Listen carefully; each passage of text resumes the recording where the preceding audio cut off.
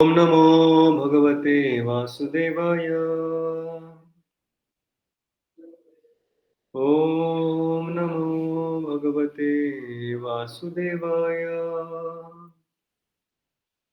ॐ नमो भगवते वासुदेवाय। ॐ अज्ञानतिमिरन्धस्य ज्ञानाञ्जनशलाकया चक्षुरुन्मिलितं येन तस्मै श्रीगुरवे नमः। श्रीचैतन्यमनोभीष्टं स्थापितं येन भूतले स्वयं रूप कदा मह्यं ददाति स्वपदान्तिकं।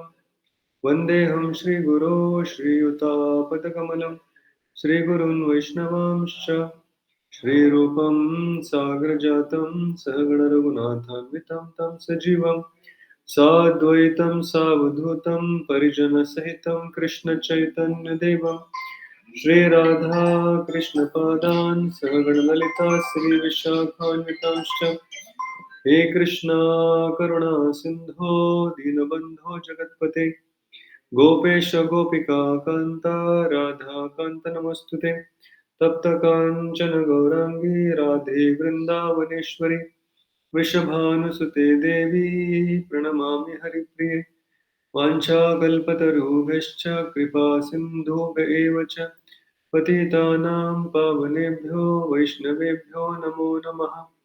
नमो ॐ विष्णुपादाय कृष्णप्रेष्ठाय भूतले श्रीमते भक्तिवेदान्त स्वामिनिति नामिने नमस्ते सारस्वते देवे गौरवाणी प्रचारिणे निर्विशेष शून्यवादी पाश्चात्यदेशतारिणे जय श्री कृष्ण चैतन्य प्रभु नित्यानंद श्री अद्वैत गदाधर श्रीवासदि गौर भक्तवृंद हरे कृष्ण कृष्ण कृष्ण हरे हरे हरे राम राम राम हरे हरे।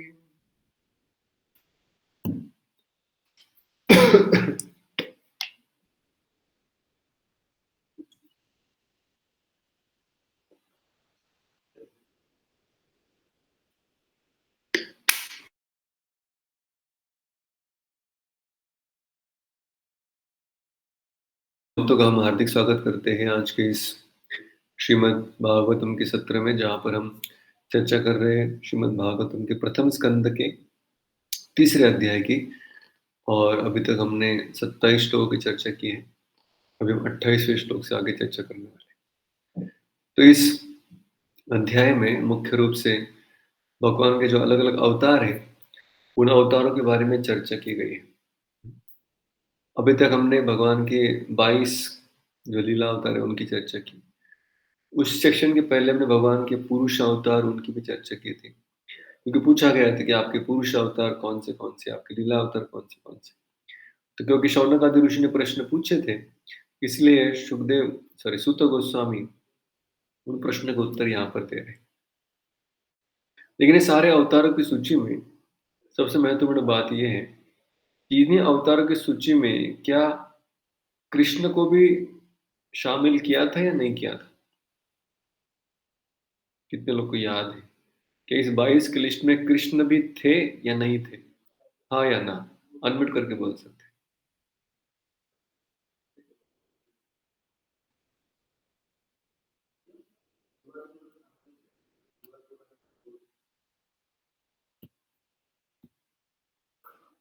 तो इस 22 अवतारों की लिस्ट में भगवान श्री कृष्ण का नाम आया था कि नहीं आया था?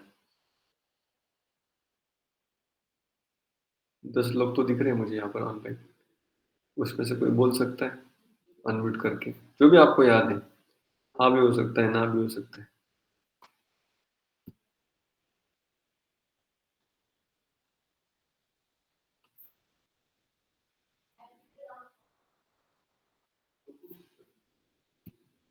अच्छा, कोई बोलने वाला नहीं आज? मौन रूप में है सब लोग, क्योंकि इस 22 अवतारों की लिस्ट में कृष्ण और बलराम दोनों का भी नाम आया था। तो किसी के मन में प्रश्न उठ सकता है कि ये सारे अवतारों की श्रृंखला थी, ये सारे भगवान के अलग अलग अवतार हैं जिनके बारे में कहा गया था। तो फिर अगर कृष्ण का नाम भी इस अवतारों के बीच में आया है, तो फिर कृष्ण भी एक बहुत सारे अवतारों में से एक अवतार हो गए। देखिए, आप में से कितने लोगों को मेरी आवाज़ आ रही है? कम से कम उतना कन्फर्म करना मेरे लिए ज़रूरी है। जी आ रही है प्रभु। ओके, 2 लोगों को तो आ रही है।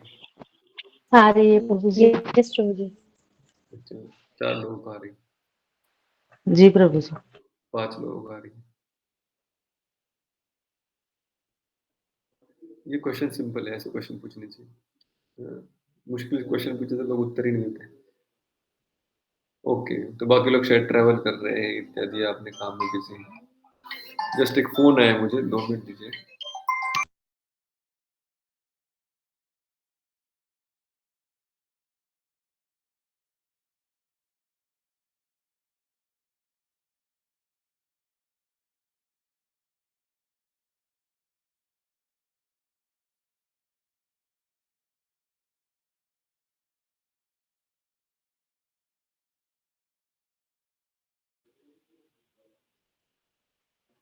हरे कृष्ण। तो इन सारे अवतारों की लिस्ट में कृष्ण का भी नाम आया था। तो अभी क्या कृष्ण सब अवतारों में से एक है या उनका कोई अलग अस्तित्व भी है? तो इसकी चर्चा भी शुद्ध गोस्वामी आगे करने वाले थे। हमारे लिए बहुत इंपॉर्टेंट डिस्कशन है, इसलिए आप लोग का थोड़ा अटेंशन की मैं अपेक्षा करता हूँ। तो श्लोक में अभी आपके सामने प्रस्तुत कर रहा हूँ, श्लोक क्रमांक 28। अगर आपके पास भागवतम होगा तो उसमें भी देख सकते हैं। मेरे पीछे बोलिए। एते चांशकला पुंसः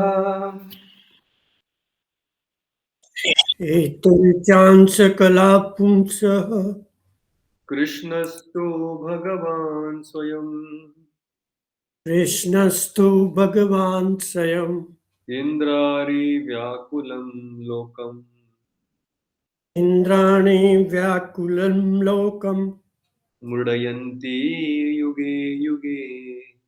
मुडयन्ति युगे युगे। अच्छा, अब ये युगे युगे शब्द और किधर आपने सुना है? कहाँ पे आया था ये शब्द युगे युगे? भगवत गीता में। धर्म संस्थापनार्थाय हाँ, संभवामि। Very good. धर्म संस्थापनार्थाय संभवामि युगे युगे।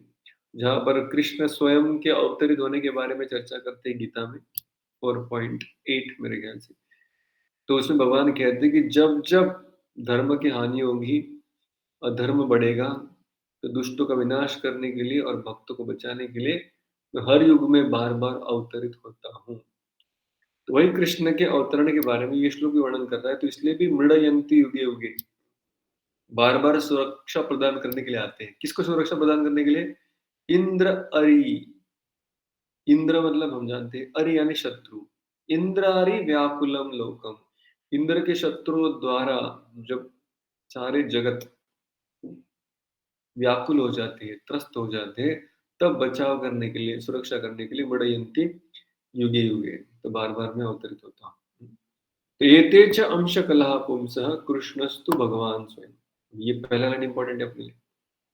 अभी कह रहे हैं कि अभी ऊपर बहुत सारे अवतार की चर्चा की। एते मतलब ये सब, अभी तक जितने भी अवतारों की हमने चर्चा की, ये सारे अंश कलह, ये सारे क्या है? एक तो अंश है या कला है। कला शब्द कहाँ पे सुना है हमने? जैसे चंद्रमा की कला, कितने लोगों ने सुना है? चंद्र की अलग अलग कलाएं होती है, सुना होगा तो बोलिए हरि बोल। हरि बोल। हरि बोल। हरि बोल। 3 लोगों ने सुना है। ठीक है, तो हरि चंद्रमा बोल। की कला मतलब क्या? कौन बताएगा जो हरि बोल बोले?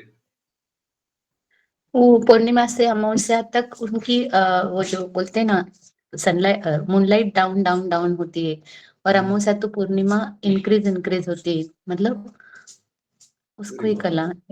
चंद्र की कला है मतलब चंद्र के अलग अलग रूप है वो, लेकिन वो रूप कैसे है? कम ज्यादा स्वरूप में चंद्रमा जब दिखता है, पूर्ण रूप से दिखता है पूर्णिमा के, लेकिन पूर्णिमा छोड़कर बाकी सारे दिन अपूर्ण रहता है। थोड़ा बहुत दिखाई देता है, पूरा नहीं दिखाई देता। तो कला मतलब उसका कुछ हिस्सा, जिसको हम कह सकते हैं। अंश मतलब उसी अर्थ का है। तो अंश और कला, तो अंश में फिर भी भगवान का कुछ अस्तित्व ज्यादा है, कला मतलब और उनके गुण, उनके ऐश्वर्य कम रूप में जब प्रस्तुत होते हैं। तो एक थे, मतलब ये सारे अवतार जो अभी चर्चा की हमने, ये सारे क्या है, एक तो अंश है या कला है, मतलब उनके कुछ हिस्से का ही प्रदर्शन कर रहे हैं उनकी शक्ति का। पुंसः, किसके अंश और कला है ये? पुंसः, पुंसः का अर्थ क्या लिखा प्रभुपाद ने शब्दार्थ में, कौन बताएगा? जोर से पढ़ के, अनम्यूट करके। परम पुरुष के। तो पुंस मतलब पूर्ण पुरुषोत्तम, परम पुरुष। तो ये सारे अवतार उनका छोटे से शक्ति का प्रदर्शन है। किसके शक्ति का? पहली बात, पुंसः मतलब वो एक व्यक्ति है जिसके सारे छोटे छोटे छोटे छोटे अंश और कलाएं हैं। अच्छा, कौन है वो व्यक्ति? कृष्णस्तु, कृष्णस्तु। कौन है वो व्यक्ति? इसका नाम क्या है? कृष्ण। तू का अर्थ लेकिन भी होता है, तू का अर्थ बहुत एम्फेटिकली कुछ चीज बोलनी है, सही में, वो भी तू का अर्थ होता है। भगवान स्वयं, कौन है वो? कृष्ण। सिर्फ एक व्यक्ति है जिसका नाम कृष्ण है? नहीं, वो पूर्ण पुरुषोत्तम तो है ही, लेकिन साक्षात भगवान है, स्वयं भगवान है। वो किसी का अंश या कला नहीं है, वो अपने आप में पूर्ण पुरुषोत्तम भगवान है जिसका नाम कृष्ण है। और ये सारे अवतार जितने भी अभी हमने चर्चा किए, ये सारे उनके अंश और उनकी कलाएं हैं। लेकिन वो जो कृष्ण है, वो कब अवतरित होते हैं? इंद्रारी व्याकुलम लोकम मृडयंती युगे युगे। जब इंद्र के शत्रु द्वारा ये सारे त्रिलोक या 14 भुवन व्याकुल होते हैं, त्रस्त हो जाते हैं, तो उनका संरक्षण करने के लिए, उनको बचाने के लिए हर युग में बार बार अवतरित होते हैं। ये श्लोक का अर्थ हुआ। तो वे पढ़ना चाहेगा भाषांतर? अनम्यूट करके पढ़ सकते हैं। अभी मुझे आपके हैंड रेज दिखाई नहीं दे रहे क्योंकि मैं स्क्रीन शेयर किया हूँ। हरे कृष्णा प्रभु जी, रीड करूँ मैं? यस। उपर्युक्त सारे अवतार या तो भगवान के पूर्ण अंश या पूर्णांश के अंश कलाएं हैं, लेकिन श्री कृष्ण तो आदि पूर्ण पुरुषोत्तम भगवान है। वे सब विभिन्न लोकों में नास्तिकों द्वारा उपद्रव किए जाने पर प्रकट होते हैं। भगवान आस्तिकों की रक्षा करने के लिए अवतरित होते हैं। हरे कृष्ण। तो अलग अलग कभी अंश के रूप में आते हैं, कभी अंश के अंश यानी कलाओं के रूप में आते हैं, कभी स्वयं भी आते हैं नास्तिकों को दमन करने के लिए, आस्तिकों की रक्षा करने के लिए। लेकिन एक बात बताई गई, ये सारे अंश और कलाएं हैं, लेकिन पूर्ण पुरुषोत्तम सबके स्रोत कौन है? श्री कृष्ण है। अभी भागवत के ये श्लोक बड़ा बड़ा बड़ा महत्वपूर्ण है। कई बार लोग बाहर की दुनिया में कहते हैं ना, विष्णु से कृष्ण आते हैं या कृष्ण से विष्णु आते हैं, तो ये लोगों को टेक्निकली समझना रहता है। अच्छा, लोगों को ये प्रश्न क्यों इंपॉर्टेंट है कि हम भी उनके साथ क्यों बहस में लग जाते हैं? कृष्ण से विष्णु आते हैं या विष्णु से कृष्ण आते हैं? ये प्रश्न पूछने के पीछे मन में क्या सवाल चल रहा है? दोनों अलग लगते हैं इसके लिए। दोनों अलग लगते हैं, ओके।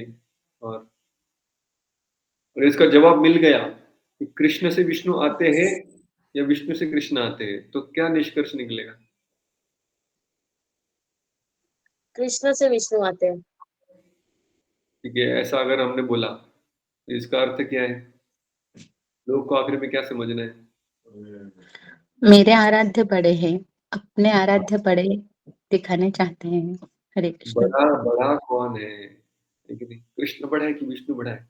देखने में तो विष्णु बड़ा लग रहा है, शीश नाक पे। कारणोदक्ष विष्णु देखेंगे तो वो तो कारणोदक सागर में उनके शरीर से इतने, हर विष्णु का साइज बहुत बड़ा बड़ा है, और कृष्ण का साइज छोटा सा एकदम। 16 साल के ऊपर तो उनका उम्र भी नहीं बढ़ता, ग्वाल बाल के रूप में गैया चराते हैं, कोई शक्तिहीन ऐसे बालक लग रहा है।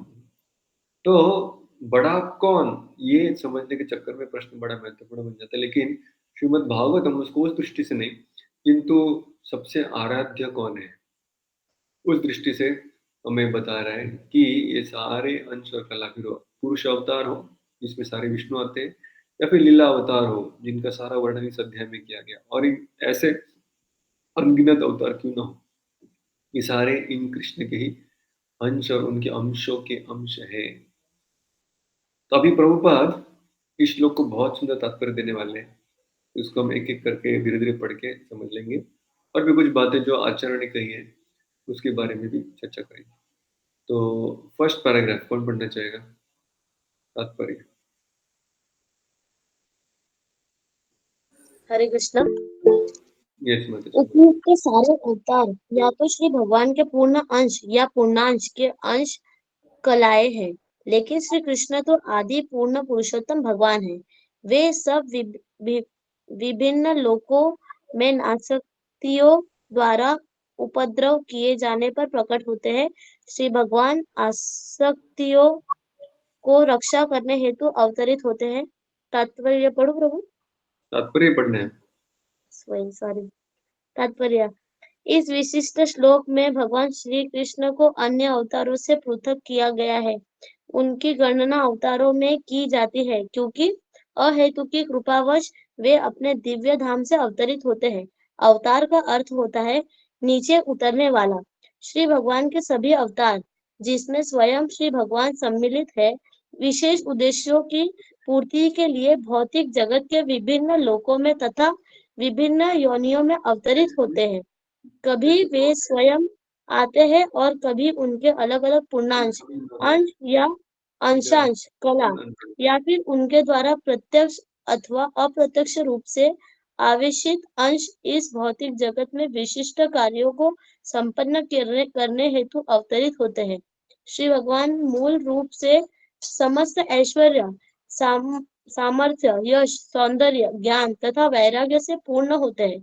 जब ये पूर्णांशों या अंशांशों द्वारा अंशतः प्रकट होते हैं, तो यह समझना चाहिए कि उन विशिष्ट कार्यों के लिए उनकी विभिन्न शक्तियों के प्राकट्य की आवश्यकता होती है।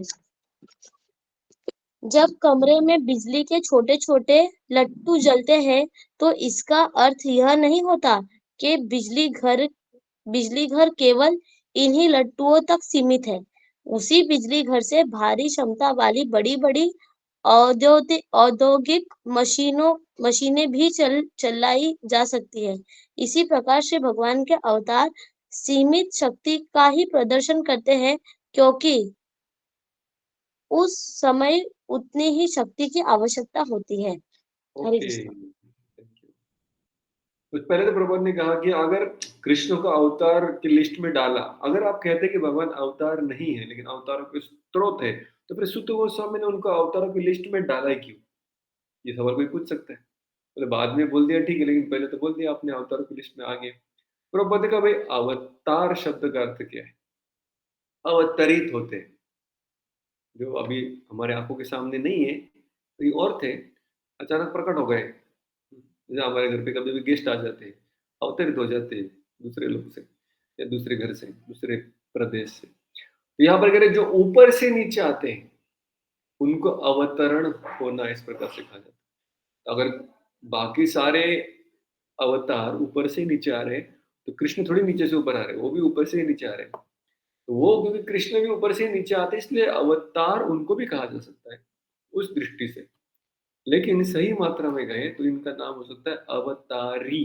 जैसे प्रभुपाद चैतन्य चरितामृत में बताते हैं, अवतारी मतलब जो सारे अवतारों के स्रोत है, जिनसे सारे अवतार प्रकट होते हैं। तो अभी भगवान कभी स्वयं आते तो कभी अलग अलग रूप में आते। तो यहाँ पे बताया गया कि भगवान अलग अलग समय पर अलग अलग शक्ति लेकर प्रकट होते हैं। थोड़ी थोड़ी शक्ति लेकर आते हैं कभी कभी। क्यों थोड़ी थोड़ी शक्ति लेकर आते हैं? क्या रीजन बताया प्रभुपाद ने? कोई बताएगा? माता जी ने पढ़ा अभी। क्यों भगवान कभी कभी अपना 20%, 30%, 50% एनर्जी लेके आते हैं? जितने की आवश्यकता होती है उतना ही वो उसमें लेके आते हैं। उतना ही जरूरी है। एक मच्छर को मारना है, थोड़ी आप रिवॉल्वर लेके आएंगे, जरूरत नहीं है। उसको तो आपका इलेक्ट्रिक रैकेट ही काफी है, या फिर आपका ऑल आउट काफी है। मच्छरदानी लगा लिया तो भी काम हो जाता है।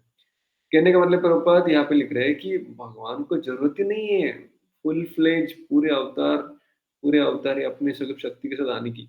जब जरूरत होती है तब आते हैं, क्योंकि जरूरत नहीं है, सिर्फ अंश से काम हो सकता है, तो फिर अंशों को ही भेज देते हैं। अब ये भगवान के जितने भी अभी हमने लीला अवतार देखे, इनको हमने कहा कि अवतरित होते हैं, ऊपर से नीचे आते हैं। तो ये सारे भगवान के अवतार रहते कहाँ है? ये परमानेंट है कि टेम्पररी है? कौन बताए? सारे जो अवतार है परमानेंट है। परमानेंट है। परमानेंट। अच्छा, कहाँ रहते फिर? अभी अभी नरसिम्हा कहाँ है? प्रभु जी, महाअवतार भगवान के वो मतलब पूरे पूर्ण जो अंग होते हैं उसी के अंश है।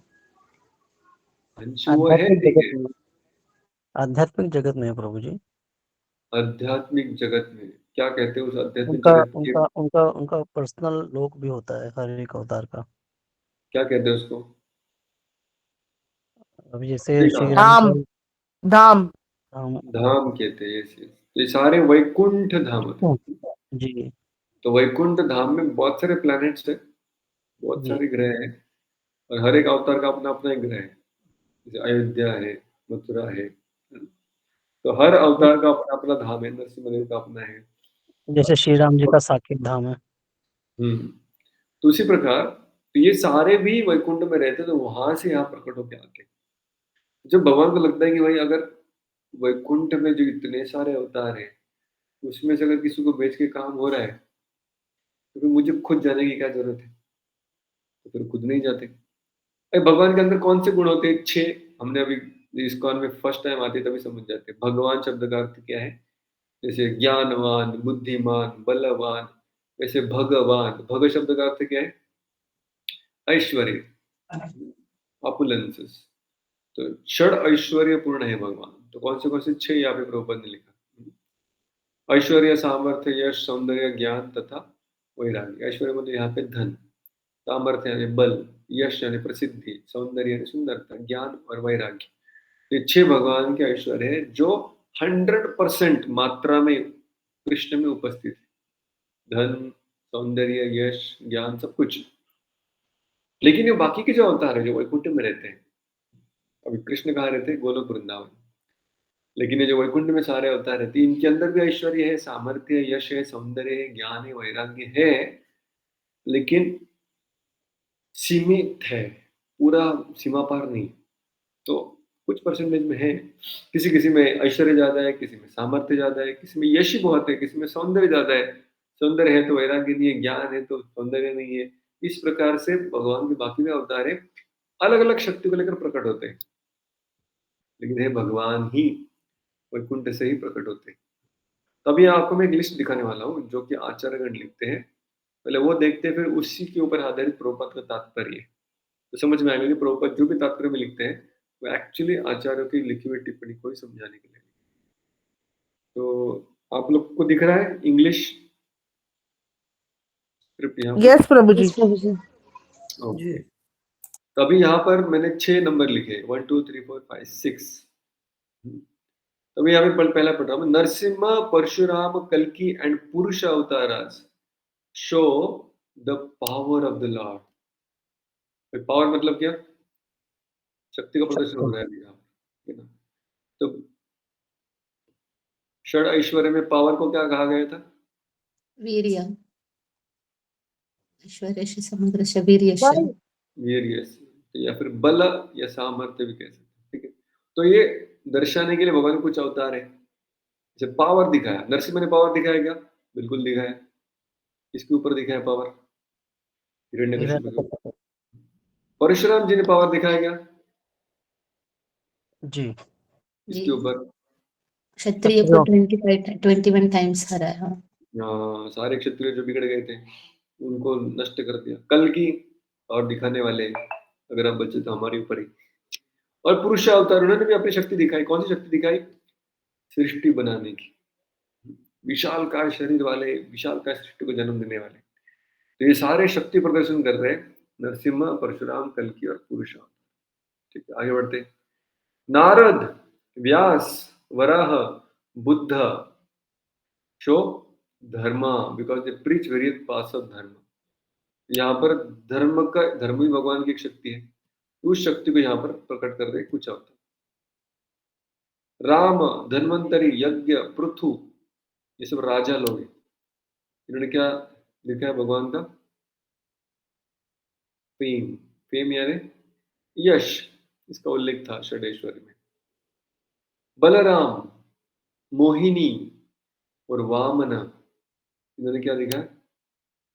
ब्यूटी यानी रूप, ब्यूटी। सौंदर्य। तो बलराम बहुत सुंदर है, इसलिए राम मतलब जो आकर्षित करता है। मोहिनी मूर्ति, उन्होंने भी आकर्षित किया था। वामन देव, इनका रूप देखकर बलि महाराज इतने पिघल गए कि बोले तुमको तो जो चाहिए बेटा दे दूंगा मैं, इतना सुंदर है। फिर दत्तात्रेय, मत्स्य, चतुष्कुमार, कपिल मुनि, इन्होंने क्या दिखाया भगवान का? एक ऐश्वर्य दिखाया है, वैराग्य। ज्ञान। तो ये भी आप अपने लिस्ट में लिख सकते हैं अपनी भाषा में। फिर नर नारायण, कूर्म और ऋषभ देव, इन्होंने क्या दिखाया भगवान का? वैराग्य या अनासक्ति या डिटैचमेंट। तो अभी कौन से हो गए षडेश्वरी में से? यहाँ पे बल हो गया, यश हो गया, सौंदर्य हो गया, ज्ञान हो गया, वैराग्य हो गया। क्या बचा? इसकी जगह पे धर्म आ गया। सामर्थ्य। सामर्थ्य हो गया फर्स्ट। धन। धन। धन। धन बचा। भागवत पढ़ते पढ़ते आप लोग धन को भूल गए, अच्छी बात है। तो धन को नहीं बताया, धर्म को बोलते हैं यहाँ पर। तो धन की बात आए तो कौन से अवतार आएंगे? आप लोग बताइए। धन्वंतरी। विष्णु। धन्वंतरी धन लेकर आते हैं, वेरी गुड। और विष्णु जी, लक्ष्मी माता जिनके चरणों में है। विष्णु, गर्भदक्ष विष्णु, जहाँ पर लक्ष्मी जी उनके चरण दबाते रहती है। और लक्ष्मी नारायण, भगवान नारायण भी आएंगे जिनके साथ लक्ष्मी। द्वारकाधीश। द्वारकाधीश भी आएंगे, इतने ऐश्वर्य के साथ वहां पर बैठे थे। Very good. तो ऐश्वर्य, द्वारका इतना ऐश्वर्य कहीं नहीं था। तो इस प्रकार से अभी एक्चुअली आपने जो बताया वो सारे कृष्ण ही थे, पूर्ण पुरुषोत्तम। हम चर्चा कर रहे थे एक्चुअली अवतारों की। कौन से अवतार भगवान के? तो विष्णु कह सकते हैं हम, नारायण कह सकते हैं, धन्वंतरी कह सकते हैं। द्वारकाधीश में तो स्वयं कृष्ण ही थे, तो वो अवतार ही थे, अवतार नहीं थे। ठीक है। तो अभी ये जीव गोस्वामी अपने श्रीमद् भागवतम के तात्पर्य में इस प्रकार से एग्जाम्पल्स देते हैं कि भगवान में षडेश्वरी है, लेकिन जब 6 के 6 ऐश्वर्य पूर्ण रूप में लेकर आते भगवान, तो कृष्ण नहीं है। लेकिन कभी कभी एक आधा ऐश्वर्य थोड़ा ज्यादा दिखाते, बाकी के थोड़े कम रहते। अभी नरसिम्हा देव में कौन सा ऐश्वर्य ढूंढना थोड़ा मुश्किल है 6 में से? ब्यूटी। ब्यूटी। अभी शेर कम हुए तो शेर शायद अप्रिशिएट कर पाएगा ब्यूटी, मनुष्य इतना अप्रिशिएट नहीं कर पाएगा, उसकी तो भयानक लगता है।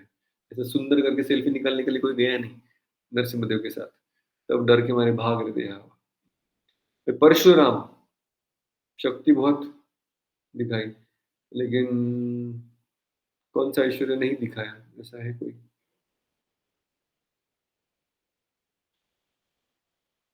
धन नहीं था, एक ब्राह्मण के रूप में ही भटकते रहे पूरी पृथ्वी पर, असत्य का संहार करते रहे। इस प्रकार से कभी कोई ऐश्वर्य दिखता है, कभी कोई ऐश्वर्य नहीं दिखता है। लेकिन कृष्ण जब आते हैं तो सारे ऐश्वर्य एक साथ प्रकट होते हैं उनके साथ। इसी बात को दोहराते प्रभुपाद तात्पर्य लिख रहे हैं। ठीक है, तो प्रभुपाद जी का तात्पर्य पढ़ते हैं। ओके, कौन पढ़ना चाहेगा? सेकंड पैराग्राफ से आगे।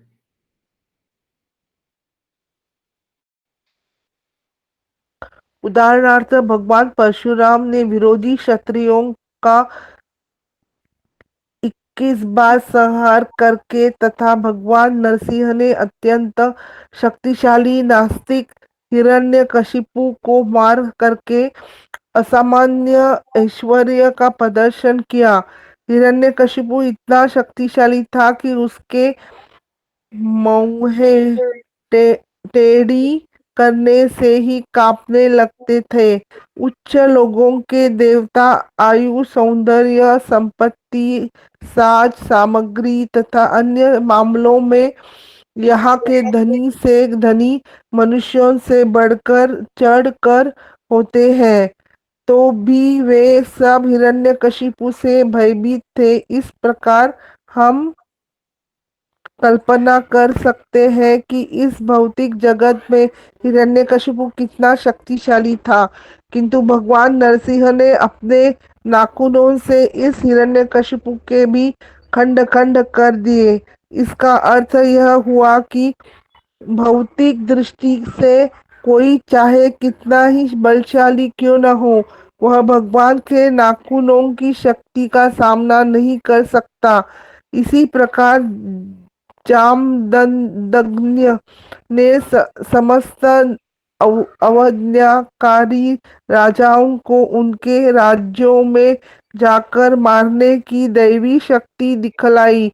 भगवान के शक्त्यावेश अवतार नारद तथा पूर्णांश अवतार वराह तथा अप्रत्यक्ष आवेश अवतार भगवान बुद्ध ने जन समूह में श्रद्धा उत्पन्न की। राम तथा धन्वंतरी अवतारों ने उनकी ख्याति का तथा बलराम मोहिनी एवं वामन ने उनके सौंदर्य का प्रदर्शन किया। दत्तात्रेय मत्स्य कुमार हाँ, कुमार तथा कपिल ने उनके दिव्य ज्ञान का प्रदर्शन किया। नर तथा नारायण ऋषियों ने उनके त्याग का प्रदर्शन किया। इस प्रकार भगवान के समस्त अवतारों ने प्रत्यक्ष या अप्रत्यक्ष रूप से विभिन्न लक्षणों का प्रदर्शन किया, लेकिन आदि भगवान कृष्ण ने भगवान के संपूर्ण लक्षण प्रकट किए। इस प्रकार इसकी पुष्टि होती है कि वे अन्य समस्त अवतारों के उद्गम हैं, और उनका सबसे असामान्य लक्षण तो वह था जिसमें उन्होंने गोपियों के लीलाएं, उनके दिव्य अस्तित्व, आनंद तथा ज्ञान के स्थिति को प्रकट करने वाली है।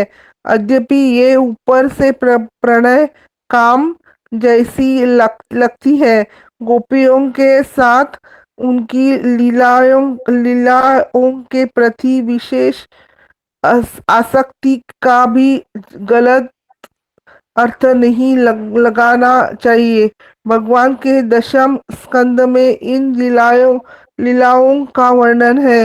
गोपियों के साथ कृष्ण की लीलाओं के दिव्य स्वरूप को समझ पाने के लिए किसी भी जिज्ञासु को यह भागवत अन्य 9 स्कंदों द्वारा धीरे धीरे अग्रसर करता है। हरे कृष्ण। शिला तो अभी हमने जो लिस्ट पढ़ा था उसी लिस्ट को लेकर प्रभुपाद यहाँ पर वर्णन कर रहे हैं, और आखिरी में कह रहे हैं कि ये सारे ऐश्वर्य पूर्ण रूप से प्रकट होते हैं सिर्फ और सिर्फ भगवान श्री कृष्ण में, और उसका प्रत्यय आता है जब भगवान अपनी लीलाएं करते हैं अपने अंतरंगा शक्ति के जो स्वरूप है गोपियां उनके साथ।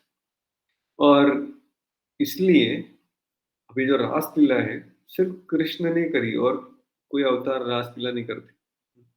भगवान प्रभुपाद कह रहे हैं कि ये भगवान कृष्ण का ऐसा गुण है जो कोई बाकी लोग कॉपी नहीं कर सकते। कॉपी नहीं कर सकते कहने का मतलब ऐसा नहीं कि वो लोग कॉपी करना चाहते और कर नहीं पाते, मतलब ये जो रस का आदान प्रदान है वो हमें बाकी के अवतारों में नहीं दिखाई देता। तो नरसिंह देव प्रकट हुए तो माता लक्ष्मी तो उनके पास में जाने के लिए डरती थी, रासलीला तो दूर की बात है। राम एक पत्नी व्रत धारण वाले थे, ऋषि मुनि ने इच्छा में प्रकट की कि आपकी सुंदरता देखकर हम आपके साथ ही रहने का इच्छा करते हैं। तो राम ने कहा ये अभी इस अवतार में होगा नहीं, अगले अवतार में गोपी बन कर आना, मुनिचारी गोपीज, और फिर तब आप मेरे साथ संयोग कर सकते हैं। इस प्रकार से कृष्ण में सारे ऐश्वर्य तो है ही, लेकिन रसेन उत्कृष्टते कृष्ण, वेद कहते हैं बाकी सारे अवतारों की शक्ति भगवान की शक्ति ज्यादा फर्क नहीं है। ऐश्वर्य ज्यादा रूप में है, लेकिन उन ऐश्वर्यों में जो सबसे महत्वपूर्ण ऐश्वर्य जो भगवान का है वो है कि भक्तों के साथ आदान प्रदान, और कितने रसों में आदान प्रदान कर पाते हैं। बाकी अवतारों के साथ कुछ हद तक रस का आदान प्रदान होता है, जैसे प्रहलाद और नरसिंह का रिश्ता है उसमें प्रेम का आदान प्रदान होता है, वहां पे प्रेम का रस है, लेकिन वो दास्य तक ही सीमित है। ये नरसिम्हदेव का प्रहलाद के प्रति वात्सल्य के रूप में सीमित है। बाकी अवतारों में रस उत्पन्न होते हैं, लेकिन उसकी एक सीमा है। लेकिन रस का आदान प्रदान सबसे ज्यादा अगर किसी में होता है तो कृष्ण और उनके भक्तों के बीच में। तो इसलिए उनको अवतार ही कहा गया है कि इनके पास जो गुण है वो सभी अवतार के गुण तो है ही, लेकिन साथ साथ और भी कुछ अधिक गुण या रस का आदान प्रदान इनके साथ दिखता है। तो जब हम अभी थोड़ा प्रैक्टिकल चर्चा करते फिर आगे बढ़ेंगे। समाज में कई बार हमें ऐसे होता है कि कुछ लोग हमसे आके पूछते हैं कि अरे आप लोग तो कहते हैं कि सारे विष्णु कृष्ण से आए हैं, और हमने तो अभी तक सुना है हिंदू लोग, हम सब लोग इस्कॉन में आने के पहले, भागवत एक्चुअली पढ़ने के पहले यही समझते थे कि कृष्ण ही विष्णु के अवतार है, 10वें अवतार है। ठीक है नहीं? कितने लोगों ने सुना था पहले? सबने सुना था। तो अब अगर किसी व्यक्ति के साथ पाला पड़ जाए और चर्चा घमासान हो जाए कि नहीं नहीं सब गलत है, किसी के मन में ऑलरेडी बहुत डाउट्स है, बहुत वो क्रिटिकल है इस चीज को लेकर, और वो कृष्ण के ऊपर विश्वास नहीं रखता, श्रद्धा नहीं है, विष्णु में श्रद्धा है उसकी, कृष्ण में नहीं है। कृष्ण की करामती ऐसे कि अच्छे अच्छों की श्रद्धा हिल जाती है। तो ऐसे व्यक्ति से अगर आप चर्चा कर रहे हैं तो वो अगर पूछता है कृष्ण बड़े हैं कि विष्णु बड़े हैं, तो आप क्या उत्तर देंगे? कृष्ण बड़े हैं, कृष्ण विष्णु बड़े हैं। कृष्ण बड़े प्रभु जी। दोनों एक ही लेवल पर, उनमें अंतर नहीं हम बोल सकते कुछ ऐसा। हम बोल सकते हैं उनमें अंतर नहीं है। माता जी कह रही नहीं बोलना चाहिए, प्रभु जी सच बोलना चाहिए ना, झूठ क्यों बोलेंगे? कृष्ण बड़े हैं तो बड़े है भाई, क्या करें तो कोई भी हो। प्रभु जी कह रहे नहीं नहीं, हमें सेंसिटिव होना चाहिए, थोड़ा समझना चाहिए बेचारे का दर्द किधर है, तो मतलब बोलना चाहिए कि ठीक है इक्वल है। अभी उसका मन रखने के लिए झूठ भी बोलना पड़ रहा है, लेकिन नहीं, कृष्ण और विष्णु एक ही क्या सच में?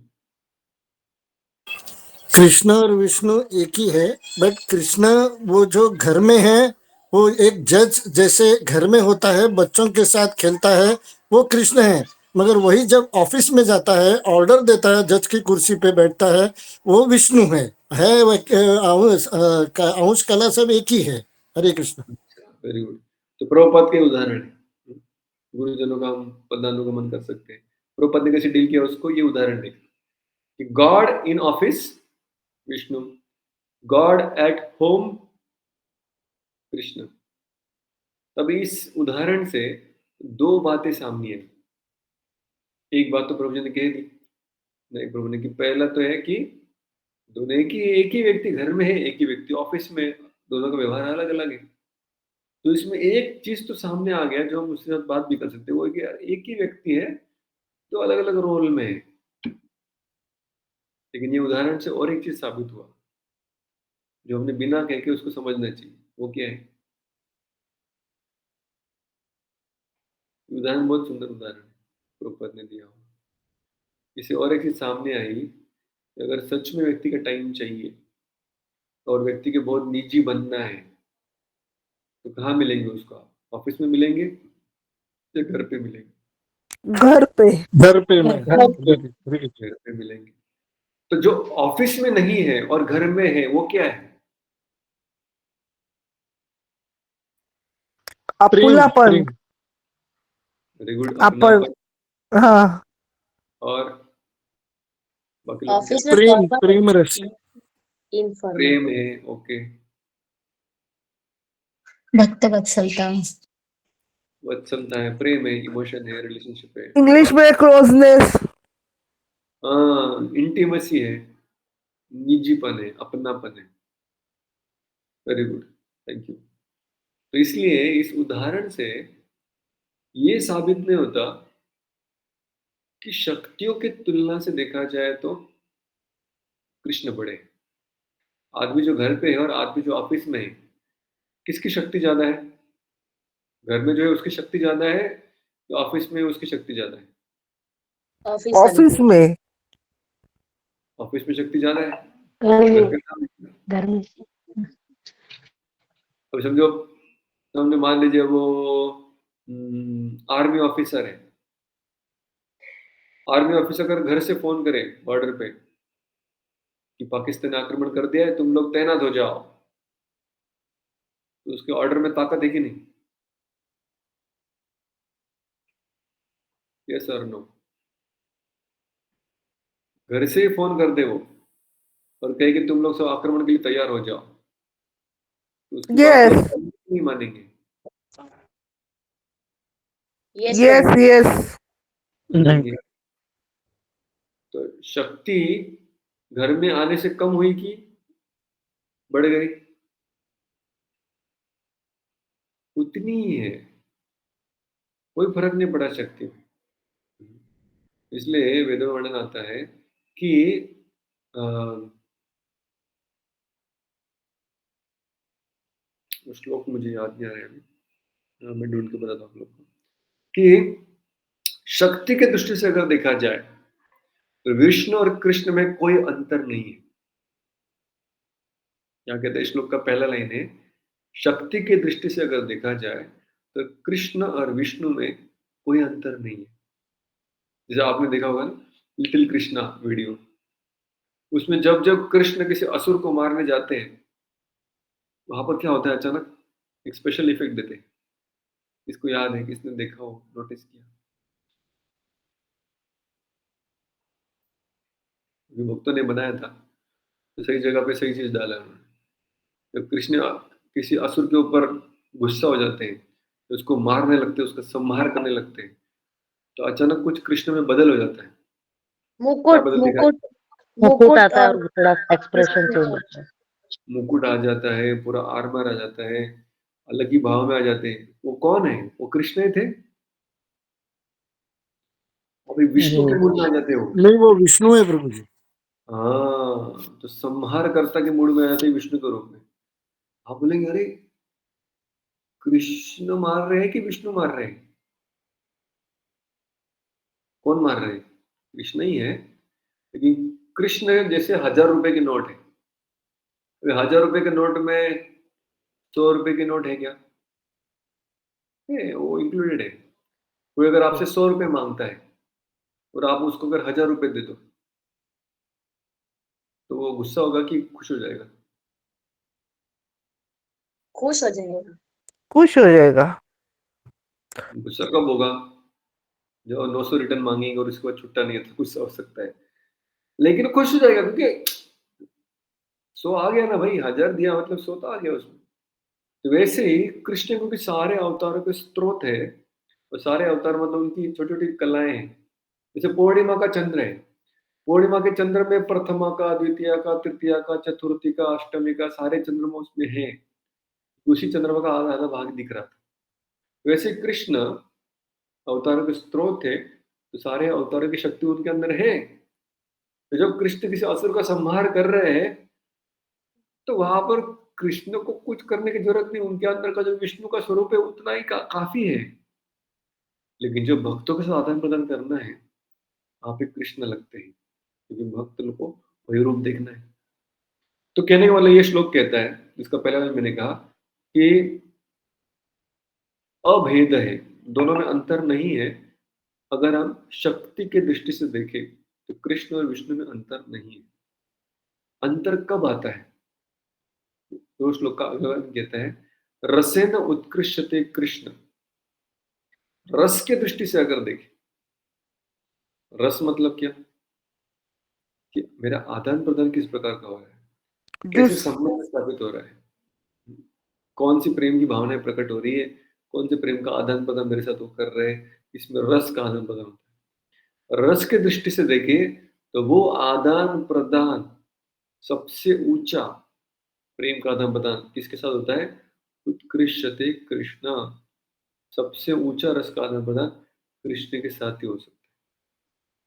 तो ये शास्त्र का स्टेटमेंट है, इसमें कोई गलत नहीं। तो जब प्रभुपाद उदाहरण देते हैं, एक ही आदमी है, घर पे भी है और ऑफिस में है, तो लोग जब अगर बहुत ज्यादा कृष्ण के अपराधी है या कृष्ण में ज्यादा रुचि नहीं रखते, तो उनको इतना बता के वो समझ जाते हैं कि भाई दोनों सेम है। लेकिन जो बुद्धिमान है और सच में जानने का प्रयास कर रहे हैं कि मेरे आराध्य कौन होने चाहिए, कृपया आप मुझे बताइए, मुझे सिर्फ जीतना नहीं है, सच क्या है वो जानना है।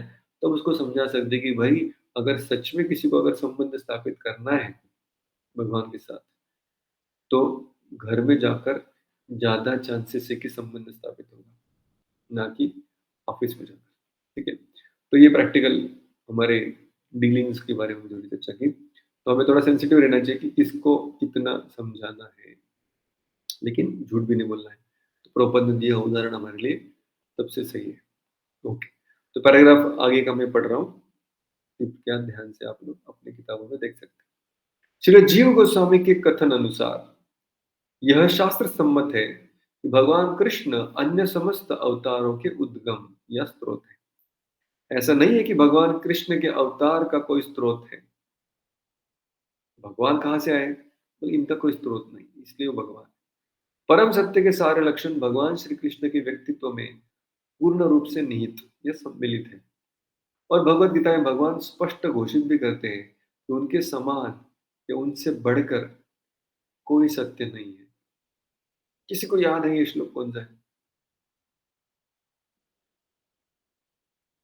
भगवत गीता में भगवान कहते हैं कि उनके समान या उनसे बढ़कर कोई नहीं है। मत्त परतर नान्यत् अन्य अस्ति धनंजय। यस, मत्त परतर न अन्य किंचित अस्ति धनंजय, मयि सर्वमिदं प्रोतं सूत्रे मणिगणा इव। तो 7वें अध्याय में श्लोक आता है मेरे ख्याल से 7.5। तो वहां पर भगवान कहते हैं कि मेरे से बढ़कर और कोई परम सत्य नहीं है। इस श्लोक में स्वयं शब्द मत का प्रयोग, या इस श्लोक में भागवत के कृष्णस्तु भगवान स्वयं आया था। इस श्लोक में स्वयं शब्द का प्रयोग इसकी पुष्टि करने के लिए किया गया है कि भगवान कृष्ण स्वयं अपने सिवा अन्य कोई स्रोत नहीं है उनका। यद्यपि अन्य स्थानों में अवतारों को उनके कार्यों के कारण भगवान कहा गया है, किंतु उन्हें कभी भी पूर्ण पुरुषोत्तम नहीं कहा गया है। इस श्लोक में स्वयं शब्द परम श्रेय के रूप में उनकी श्रेष्ठता का सूचक है। तो भागवत में जैसे हम आगे बढ़ेंगे बहुत सारे अवतारों की लीला आएगी, तो वो अवतार जब कुछ बोलेंगे वहां पर भी श्री भगवान हुआ चाहेगा। जैसे नारद मुनि बोलेंगे तो भी भगवान हुआ चाहेगा, क्योंकि नारद मुनि भी शक्तिवश अवतार है। कपिल मुनि बोलेंगे तो भी भगवान हुआ चाहेगा, विष्णु बोलेंगे तो भी भगवान हुआ चाहेगा। तो कह रहे कि फिर वो भगवान है क्या, ये भगवान है? तो उनको भी भगवान ही कहा गया है, क्योंकि भगवान के पूर्ण अंश है। हम भगवान की विभिन्न अंश है, विभिन्न मतलब भगवान से अलग किए गए हैं, उनसे विपरीत इच्छा रखने वाले जीव है हम साधारण। लेकिन जब जब भगवान की पूर्ण अंश यानी जो भगवत्ता का गुण अभी भी रखे, शक्तियां उतनी ही जिनके पास है, भले रस कम ज्यादा हो सकता है, तो उनको भगवान ही कहा गया है। तो ये यहाँ पे महत्वपूर्ण है। अच्छा, अभी और एक चीज मैं आपको बताना चाहूंगा, ठीक है, थोड़ा समय के बाद चर्चा करते हैं। अगला तात्पर्य, अगला पैराग्राफ। अंतिम आश्रय, अंतिम आश्रय रूप कृष्ण एक एवं अद्वय है और कोई नहीं। आश्रय मतलब अंतिम जिनका हमें आश्रय लेना चाहिए, वो जो रूप है वो कृष्ण। उन्होंने अपना विस्तार विभिन्न अंशों में, कलाओं में तथा कणों के रूपों में स्वयं रूप, स्वयं प्रकाश, तदैकात्मा, प्राभव, वैभव, विलास, अवतार, आवेश तथा जीव के नाम से कर रखा है। अब ये जो सारे इधर लिखे हुए हैं ना, अंश, कला, स्वयं रूप, स्वयं प्रकाश, तदेकात्मा, प्राभव, वैभव, विलास, अवतार, आवेश, ये सब जैसे चंद्र की अलग अलग कला होती है ना, प्रथमा, द्वितीय, तृतीय, उस प्रकार से भगवान के अवतारों के प्रकार हैं। उनकी शक्ति और उनके रूप, ये दोनों को नजर में रखते हुए ये अलग डिवीजन किया गया है। अभी हम डिटेल में नहीं जाएंगे, जब चैतन्य चरितामृत पढ़ेंगे तभी इसकी चर्चा उधर आएगी। आगे बढ़ते हैं। और जीव भी उनका ही एक अंश है। ये सभी अनगिनत शक्तियों से युक्त है, जो तत्संबंधी स्वरूप एवं व्यक्तियों के लिए सर्वथा उपयुक्त होती है। अध्यात्म विषय में पंडितों ने अंतिम आश्रय स्वरूप कृष्ण का अत्यंत सावधानी से अध्ययन करके उनके 64 मुख्य गुण बताए। भगवान के अंदर 64 कलाओं से भगवान पूर्ण है से कहा गया। तो अभी देखते हैं, जो हमने चर्चा पहले की है वही प्रभुपाद आगे बताने वाले हैं। ये 64 गुणों में से कुछ प्रतिशत गुण जब किसी में आते हैं तो अलग अलग तत्व बनते हैं। तो अभी हम चर्चा कर रहे हैं भगवत तत्व। तत्व मतलब आध्यात्मिक चीजों में कैटेगरीज है। जैसे भौतिक चीजों में कैटेगरीज है, पृथ्वी, अग्नि, जल, वायु, आकाश से जो बनी चीजें उसमें कैटेगरीज हमने बनाई है कि कोई सजीव है, कोई निर्जीव है, उसमें भी कैटेगरीज है। तो वैसे जो आध्यात्मिक चीजें मतलब जो सच्चिद आनंद पदार्थों से बनी हुई, उनमें भी कैटेगरीज है और एक एक कैटेगरी को तत्व कहा जाता है। तो कृष्ण कौन से तत्व है, कौन सी कैटेगरी में आते हैं? भगवान, पूर्ण पुरुषोत्तम भगवान, ये भगवत तत्व है। अब ये भगवत तत्व में और भी नीचे एक और तत्व है, उसको कहते हैं विष्णु तत्व। ये कहते हैं भगवान, पूर्ण पुरुषोत्तम भगवान, स्वयं भगवान। उसके बाद में विष्णु तत्व है। विष्णु तत्व से भी और थोड़े गुण कम हो जाएंगे तो शिव तत्व है। शिव तत्व से भी और गुण कम हो जाएंगे तो जीव तत्व आता है। लेकिन जीवों में भी कैटेगरीज है। जीवों में सबसे बढ़िया ब्रह्मा जी है, उसमें थोड़े नीचे देवतागण है और उससे नीचे आप और मेरे जैसे साधारण जीव है। तब इनकी कैटेगरी कैसे बनाई गई है तो डिटेल में यहाँ पे प्रोपर जी लिखते हैं, ध्यान से पढ़िए। भगवान के सारे अंशों या श्रेणियों में इन गुणों का कुछ प्रतिशत ही पाया जाता है। तो 64 गुणों में से भगवान की कुछ प्रतिशत, कुछ परसेंटेज गुण दिखाई देते हैं अलग अलग एक कैटेगरी। लेकिन श्री कृष्ण में ये गुण 100% पाए जाते हैं, 100%। 64 गुणों में से 100% आएंगे तो उसको कहेंगे हम कृष्ण। आगे बढ़ते हैं। स्वयं प्रकाश और तद एकात्मा से लेकर अवतार की श्रेणियां तक के उनकी निजी विस्तार जो सब विष्णु तत्व है, उनमें 93% तक के दिव्य गुण पाए जाते हैं। 93% जो गुण होते हैं तो उसको कहते हैं विष्णु तत्व। अच्छा, कोई मैथमेटिक्स वाला है, कोई कैलकुलेटर लेके बैठा है तो 64 के 93% मतलब कितने गुण हो गए? 16। इसने कैलकुलेट किए मोबाइल पे? मैंने कभी किया नहीं इसलिए कंफर्म कर रहा हूँ। 64 का 93% किसी ने किया हो तो बोलिए किया, और कितना आया बताइए। 59.52। 59.52। ओके, तो उसको अगर राउंड फिगर करेंगे तो कितने हो गए? 60। ठीक है, थैंक यू। तो विष्णु तत्व में मोटा मोटी समझ सकते हैं कि उसमें 60 मुख्य गुण है। परसेंटेज में देखेंगे तो 93%। ओके, आगे बढ़ते हैं। शिव जी में तो पहले हो गए पूर्ण पुरुषोत्तम भगवान, फिर आगे हो गए विष्णु तत्व, नेक्स्ट है शिव तत्व। शिव जी में, शिव जी कौन है? जो न तो अवतार है, न आवेश है, और न ही इन दोनों के बीच आते हैं।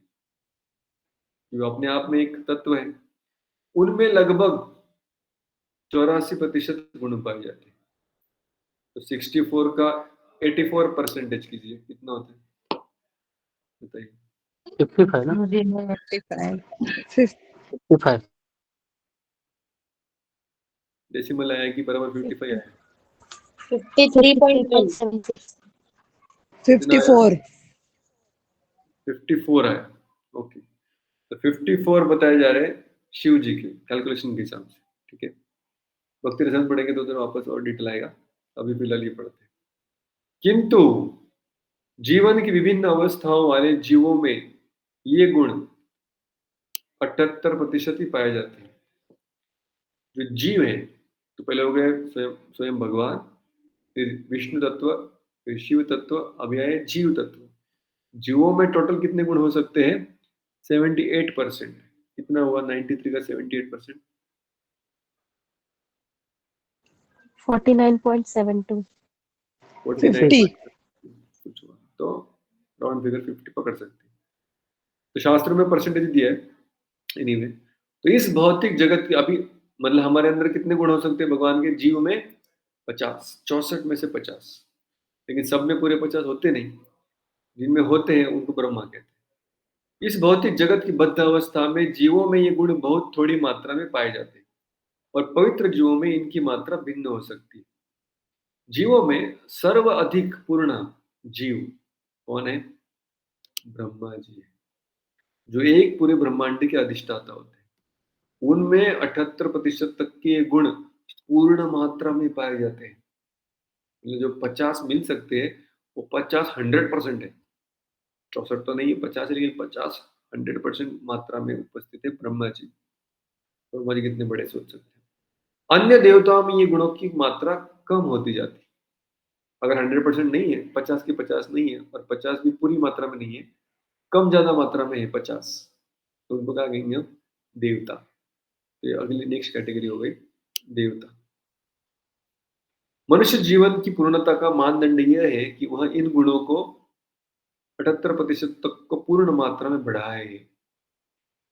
तो अभी हम जो हमारा सेल्फ डेवलपमेंट कर रहे हैं, आत्मशुद्धिकरण कर रहे हैं, जो भी हमारी साधना कर रहे हैं, इससे क्या होना चाहिए?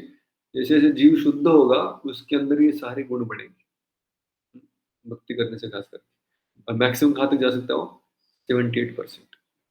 कभी जीव में 100% भगवान के गुण आ सकते हैं क्या? यस और नो?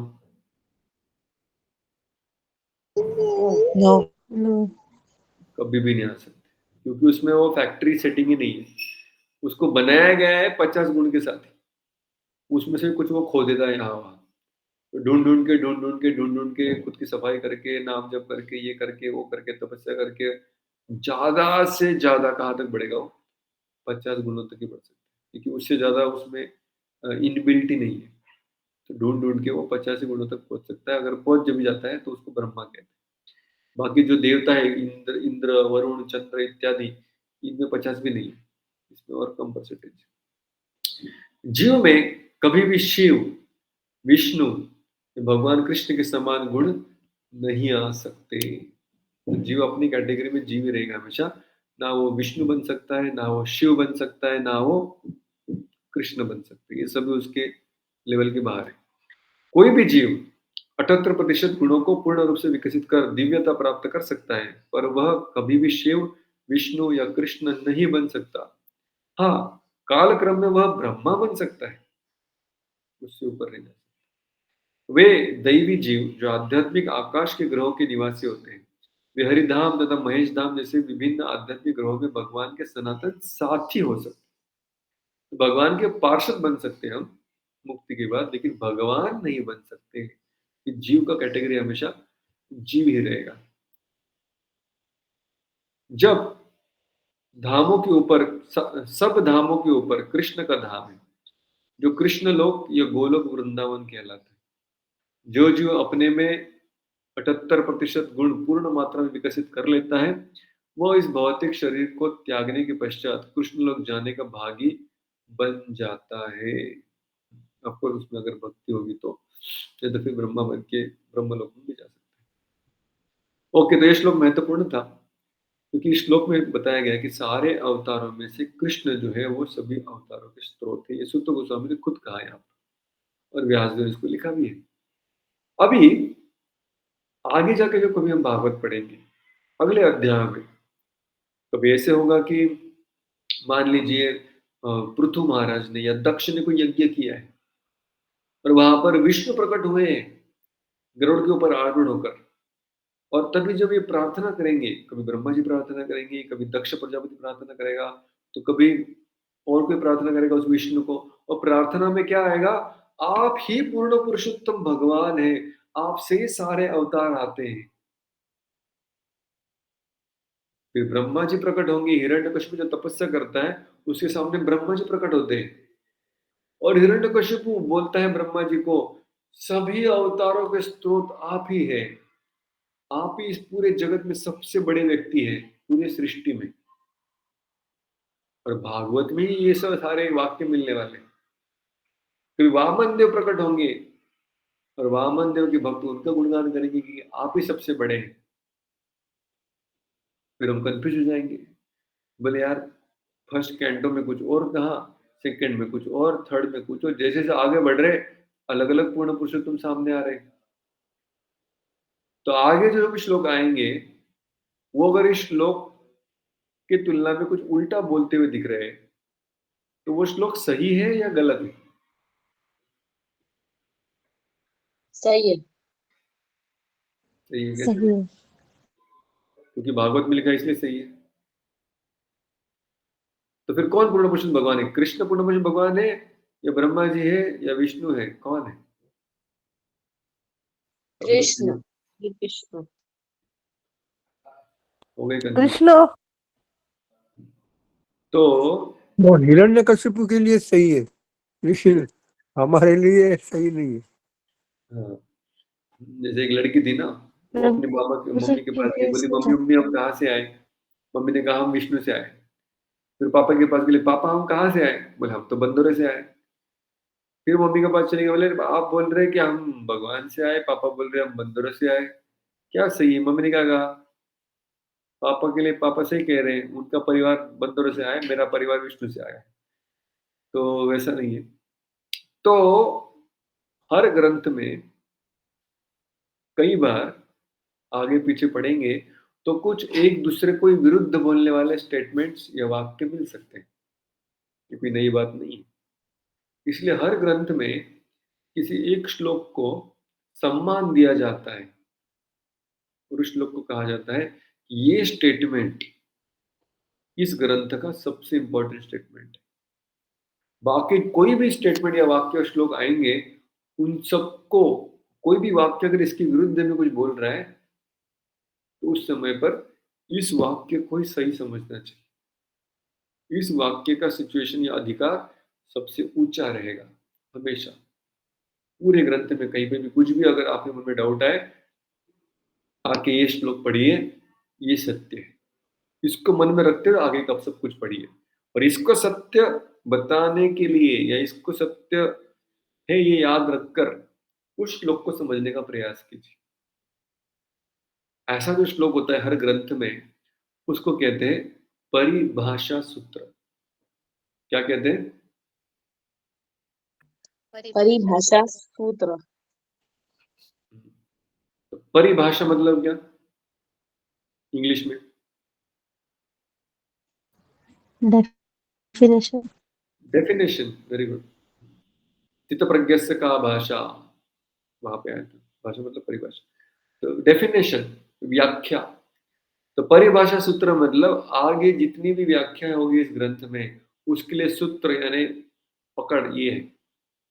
ये सबसे इंपॉर्टेंट स्टेटमेंट है। बाकी सारे स्टेटमेंट दे आर ऑल सब सर्वेंट टू दिस श्लोक। सब सर्वेंट मतलब बाकी सारों को इसके प्रकाश में देखना है। ये सच है, इसके प्रकाश में बाकी सब वाक्यों को समझने का प्रयास करना। अभी जो हमने श्लोक पढ़ा 28, ये श्रीमद् भागवतम का परिभाषा सूत्र वाला श्लोक है, इसलिए इसको इतना बड़ा तात्पर्य प्रयोग करते हैं। ये श्लोक क्या है, पुनः एक बार मेरे पीछे बोलिए। एते चांश कला पुंसः कृष्णस्तु भगवान् स्वयं इंद्रारी व्याकुलं लोकम् मृडयन्ति युगे युगे। ठीक है, तो ये परिभाषा सूत्र है। मतलब जैसे कभी कभी आप में से कितने लोगों ने एक्सेल यूज किया? एक्सेल बोलिए, हरी बोल। एक्सेल शीट हरि बोल। हरि बोल। कुछ लोगों ने यूज किया। ठीक है, एनीवे, तो कभी कभी एक्सेल में होता है ना, बहुत सारे कॉलम होते हैं, इतने इतने इतने कॉलम हो जाते हैं कि फिर हम उसको आगे पीछे नहीं कर पाते, और आगे लेके गए तो फिर पीछे वाले चले जाते हैं। तो फिर कुछ कॉलम्स को क्या कर देते हैं, स्टेबल कर देते हैं, बोलिए ये हिलेंगे नहीं, बाकी सारे हिलेंगे, ये वैसे ही रहेगा। जो एक्सेल यूज किया उनको समझ में आएगा। तो वैसे ये स्टेटमेंट ऐसा है, बाकी सब कुछ हिल सकता है, ये नहीं हिलेगा। बाकी सबको इस श्लोक की दृष्टि से हमें देखना है कि कैसे कृष्ण ही पूर्ण सारे अवतारों के स्रोत यानी अवतारी है। ओके, ये तो महत्वपूर्ण श्लोक था इस अध्याय का, लेकिन आगे भी बहुत सुंदर श्लोक आने वाले हैं, इसलिए थोड़ा सा भागेंगे हम अभी। तो मैं अपने पास कितना बचा है 20 मिनट है। तो मेरे पीछे बोलिए अगला श्लोक। जन्म गुह्यम भगवतो य एतत् प्रयतो नरः सायं प्रातः गृह्णन् भक्त्या दुःखग्रामात् विमुच्यते। कौन पढ़ेंगे? वसंत 29।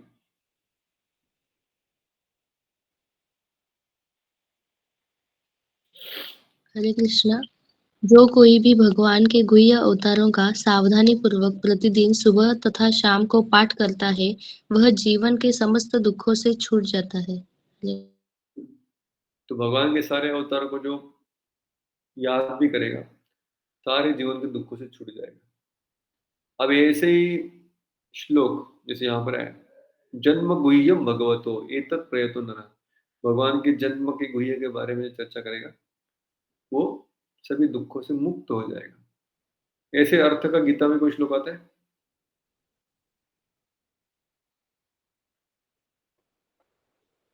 प्रभुपाद नीचे लिखते हैं, भगवत गीता में भगवान ने घोषणा की है कि जो कोई उनके जन्म तथा कर्म के तत्वों को जानता है, वो इस अस्थायी भौतिक संसार से छूटकर भगवत धाम को जाता है। जन्म जन्म कर्म च कर्म च भवेत् भवेत्। Very good. तो पहला जो श्लोक हमने देखा था और अभी ये श्लोक देखा, दोनों भी एक ही अध्याय में आते हैं, एक ही जगह पे आते हैं, चौथे अध्याय में। यहाँ पे भी एक ही बात एक आ रहा है। तो आप लोग को बधाई हो कि आपने भगवान के अवतार के बारे में जाना सुना। आप सब लोग भी सारे दुखों से मुक्त हो जाएंगे जल्दी। 30th, एतद्रूपं भगवतो ह्यरूपस्य चिदात्मनः मायागुणैः विरचितं महद आदिभिरात्मनि। पढ़े भाषांतर। हरे कृष्ण। भगवान के विराट रूप की धारणा जिसमें वे इस भौतिक जगत में प्रकट होते हैं, काल्पनिक है। यह तो अल्पज्ञों तथा नवदीक्षितों को भगवान के रूप की धारणा में प्रवेश कराने के लिए है, लेकिन वस्तुतः भगवान का कोई भौतिक रूप नहीं होता। हरे कृष्ण। ये सारे रूप जो भगवान के हैं ये भौतिक नहीं है। इसमें से एक विराट रूप हो सकता है जिसकी नव शिक्षित लोगों के लिए कल्पना करने के लिए कहा जाता है। वो कल्पना वाला विराट रूप वो एक स्थायी यानी भौतिक वाला हो सकता है, लेकिन बाकी भगवान के रूप तो वैसे हमेशा आध्यात्मिक वाले होते हैं। यथा नभसि मेघौ घौ रेणुर्वा पार्थिवो निले एवं दष्टरि दश्यत्वम् आरोपितम् अबुद्धिभिः। पढ़िए वसंत।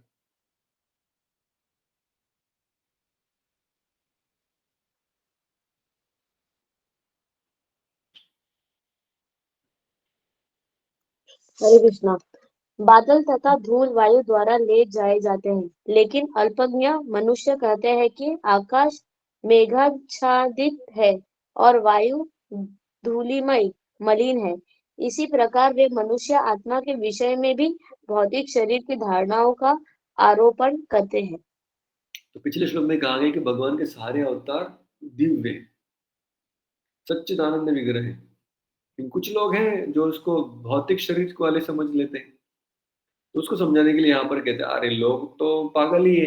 ये श्लोक कह रहे हैं लोग तो आत्मा को भी नहीं समझ पाते, शरीर को देख के रुक जाते हैं, अंदर आत्मा है वो देख नहीं पाते। इस जगत में जब बादल आ जाते हैं आकाश में, लोग क्या कहते हैं, आकाश ढक गया है।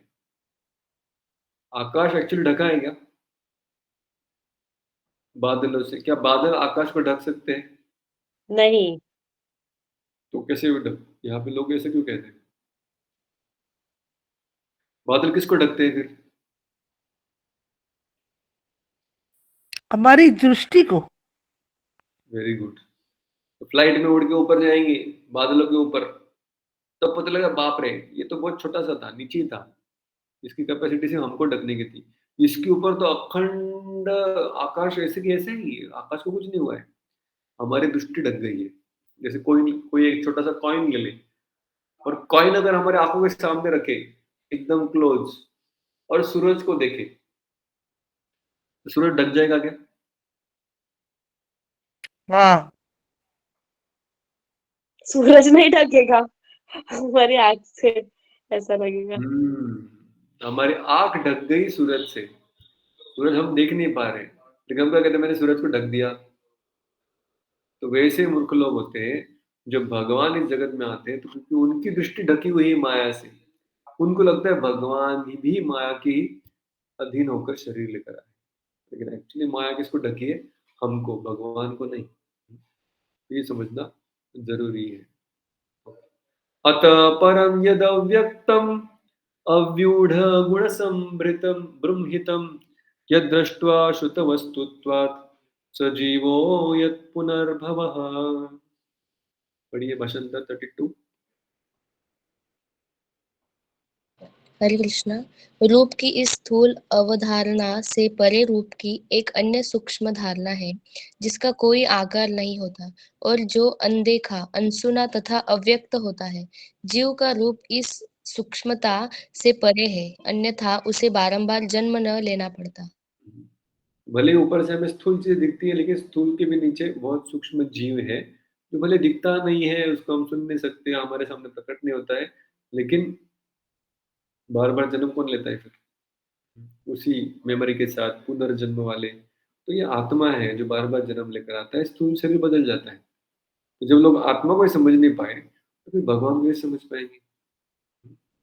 तो इतने सारे रूपों की चर्चा कर रहे हैं हम, नरसिंह, वामन, परशुराम इत्यादि इत्यादि इत्यादि 22 लिस्ट देखा, पर पुरुषावतार देखी, कृष्ण के बारे में चर्चा कर रहे हैं। लेकिन क्या सच में हम कृष्ण को समझ पाएंगे, इन अवतारों को समझ पाएंगे? मुश्किल लग रहा है, क्योंकि हमारी नजर, हमारी दृष्टि, हमारी बुद्धि भी, जिससे हम सोच रहे हैं, पढ़ रहे हैं, लेकिन सोचने वाली बुद्धि जो है वो माया से ढकी हुई है अभी तक। और भौतिक बुद्धि ही है। ये भौतिक बुद्धि से हम कितना भी तर्क लगाए, कितना भी हमारे मस्तिष्क को हम तोड़े मोड़े, लेकिन हमारे भौतिक दृष्टि से तो आध्यात्मिक स्वरूप समझना मुश्किल है, नामुमकिन है, पॉसिबल ही नहीं है। वो एक अलग कैटेगरी की दुनिया है। उस दुनिया के बारे में पढ़ रहे हैं, लेकिन ये सारे रूप भगवान के क्या हम समझ सकते हैं? नहीं समझ सकते, हम बहुत दूर हैं। यत्रे में सदसद्रूपे प्रतिषिद्धे स्वसंविदाम् अविद्यात्मनि कृते इति तत् ब्रह्म दर्शनम। पढ़िए भाषांतर।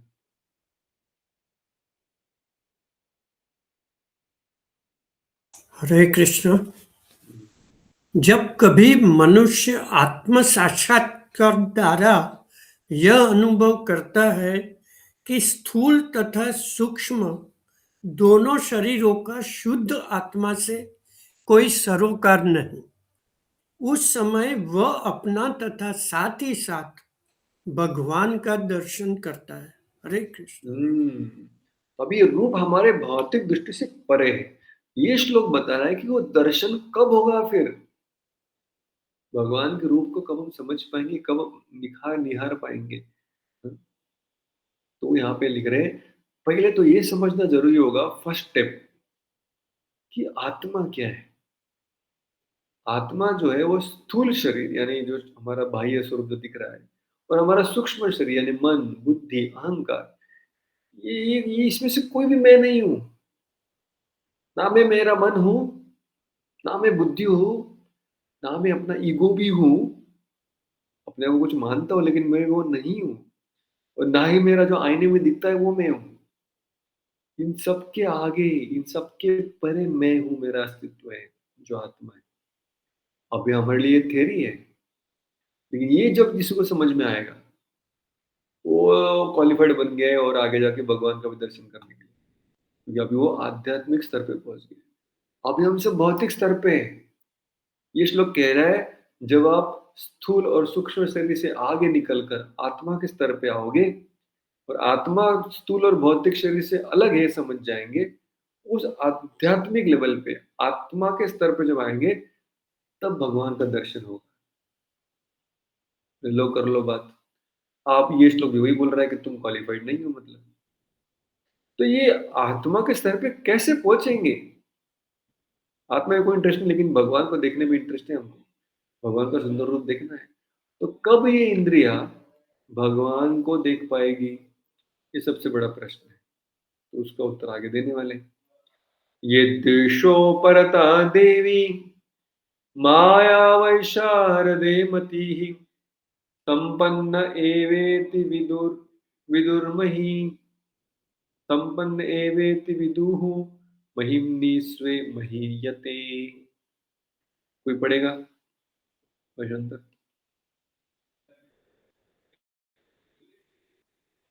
यदि माया का शमन हो जाता ओके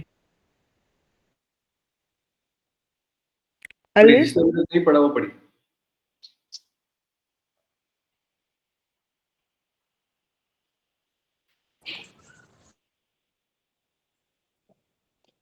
हरे कृष्णा। यस। यदि माया का शमन हो जाता है और यदि भगवत कृपा से जीव ज्ञान से संपन्न हो जाता है तो उसे तुरंत आत्म साक्षात्कार का प्रकाश प्राप्त होता है और वह अपनी महिमा में प्रतिष्ठित हो जाता है।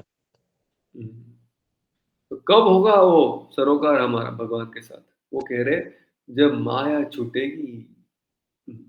विषय छाड़िया कबे शुद्ध हो बेमाना, तबे हम हेरी वो श्री वृंदावन। तो जब तक विषय छूटेंगे नहीं, जब तक माया छूटेगी नहीं, यदि माया का शमन हो जाता है और यदि भगवत कृपा से जीव ज्ञान से संपन्न हो जाता है, तो एक तो माया ने छोड़ना चाहिए और भगवान ने भी कृपा करनी चाहिए, पकड़ना चाहिए। जब माया छोड़ेगी और भगवान पकड़ेंगे तो उसे तुरंत आत्म साक्षात्कार का प्रकाश प्राप्त हो जाएगा, तभी उस प्रकाश में सब कुछ देख पाएगा और तब जीव अपनी ओरिजिनल महिमा, ओरिजिनल ग्लोरी, ओरिजिनल रूप में यानी भगवान के दास के रूप में अपने आप को देख पाएगा। लेकिन प्रश्न आता है कि माया कब छोड़ेगी, लेकिन हमें, या हम कब माया को छोड़ेंगे, या कब भगवान की कृपा होगी? थोड़ा और डिटेल में बताइए सुत गोस्वामी, हम और आगे बढ़ना चाहते हैं। एवं जन्मानि कर्माणि हि कर्तुर् अजनस्य च वर्णयन्ति स्म कवयो वेद गुह्यानि ऋत्पतेः। कौन पढ़ेंगे? 55 ट्रांसलेशन। हरे कृष्णा। इस प्रकार विद्वान पुरुष उस अजन्मा तथा अकर्ता के जन्मों तथा कर्मों का वर्णन करते हैं जो वैदिक साहित्य के लिए भी ज्ञेय नहीं है, वे उद्देश है। हृदेश पते है, उसका प्रोपद शब्द अर्थ क्या लिखा? हृदय के स्वामी है। तो कह रहे कि भगवान के जन्म और कर्म को समझना बहुत मुश्किल है, वैदिक साहित्य के लिए भी ज्ञेय नहीं है। मतलब सारे वैदिक शास्त्र, मतलब सारे 4 वेद, पुराण इत्यादि उपनिषद ये सब पकड़ेंगे तो ये सब लोग भी भगवान तक नहीं पहुंच पाते। और फिर कौन बताएगा उनके बारे में, कैसे समझ में आएगा उनके बारे में? तो यहाँ पे लिख रहे हैं विद्वान पुरुष उस अजन्मा तथा अकर्ता के जन्म तथा कर्मों का वर्णन करते हैं। तो जो उस भगवान को समझे हैं वो जब तक अपना मुंह खोलेंगे नहीं तब तक समझ में नहीं आएगा। तो इसलिए जब किसी शुद्ध भक्त से सुनने को मिलता है, यह हमारा बहुत बड़ा सौभाग्य है कि हम भले ही शास्त्र पढ़ेंगे, भले ही श्लोकों को रटेंगे, भले ही संस्कृत पांडित्य हासिल करेंगे, लेकिन ये सारी भौतिक चीजें हैं, वेद तक भी भगवान तक नहीं पहुंच पाते। लेकिन जो भगवान, भगवान कौन है यहाँ पे, क्या नाम है उनका? ऋतपते है। लक्ष्मीपति तो है लेकिन ऋतपति है, मतलब भक्तों के हृदय में रहते हैं राजा बनकर, भक्तों के हृदय के सम्राट है वो। एक भक्त का हृदय ही है कि भगवान को समझ पाता है और फिर वो भक्त जब बोलेगा तो बाकी लोगों को समझा पाएगा, अन्यथा कोई रास्ता नहीं है। सुत गोस्वामी भागवत की शुरुआत में लिख रहे हैं, बोले अवतारों की लिस्ट तो मैंने बता दी, लेकिन इसको समझना, इसको समझने के लिए हम भक्तों के ऊपर निर्भर है। इदम विश्व, अच्छा कोई कुछ बोलना चाह रहे हैं?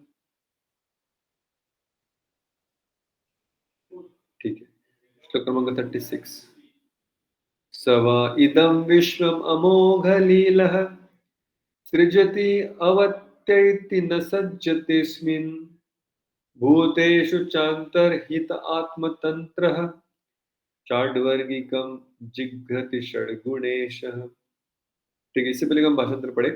अभी तक हमने क्या क्या देखा?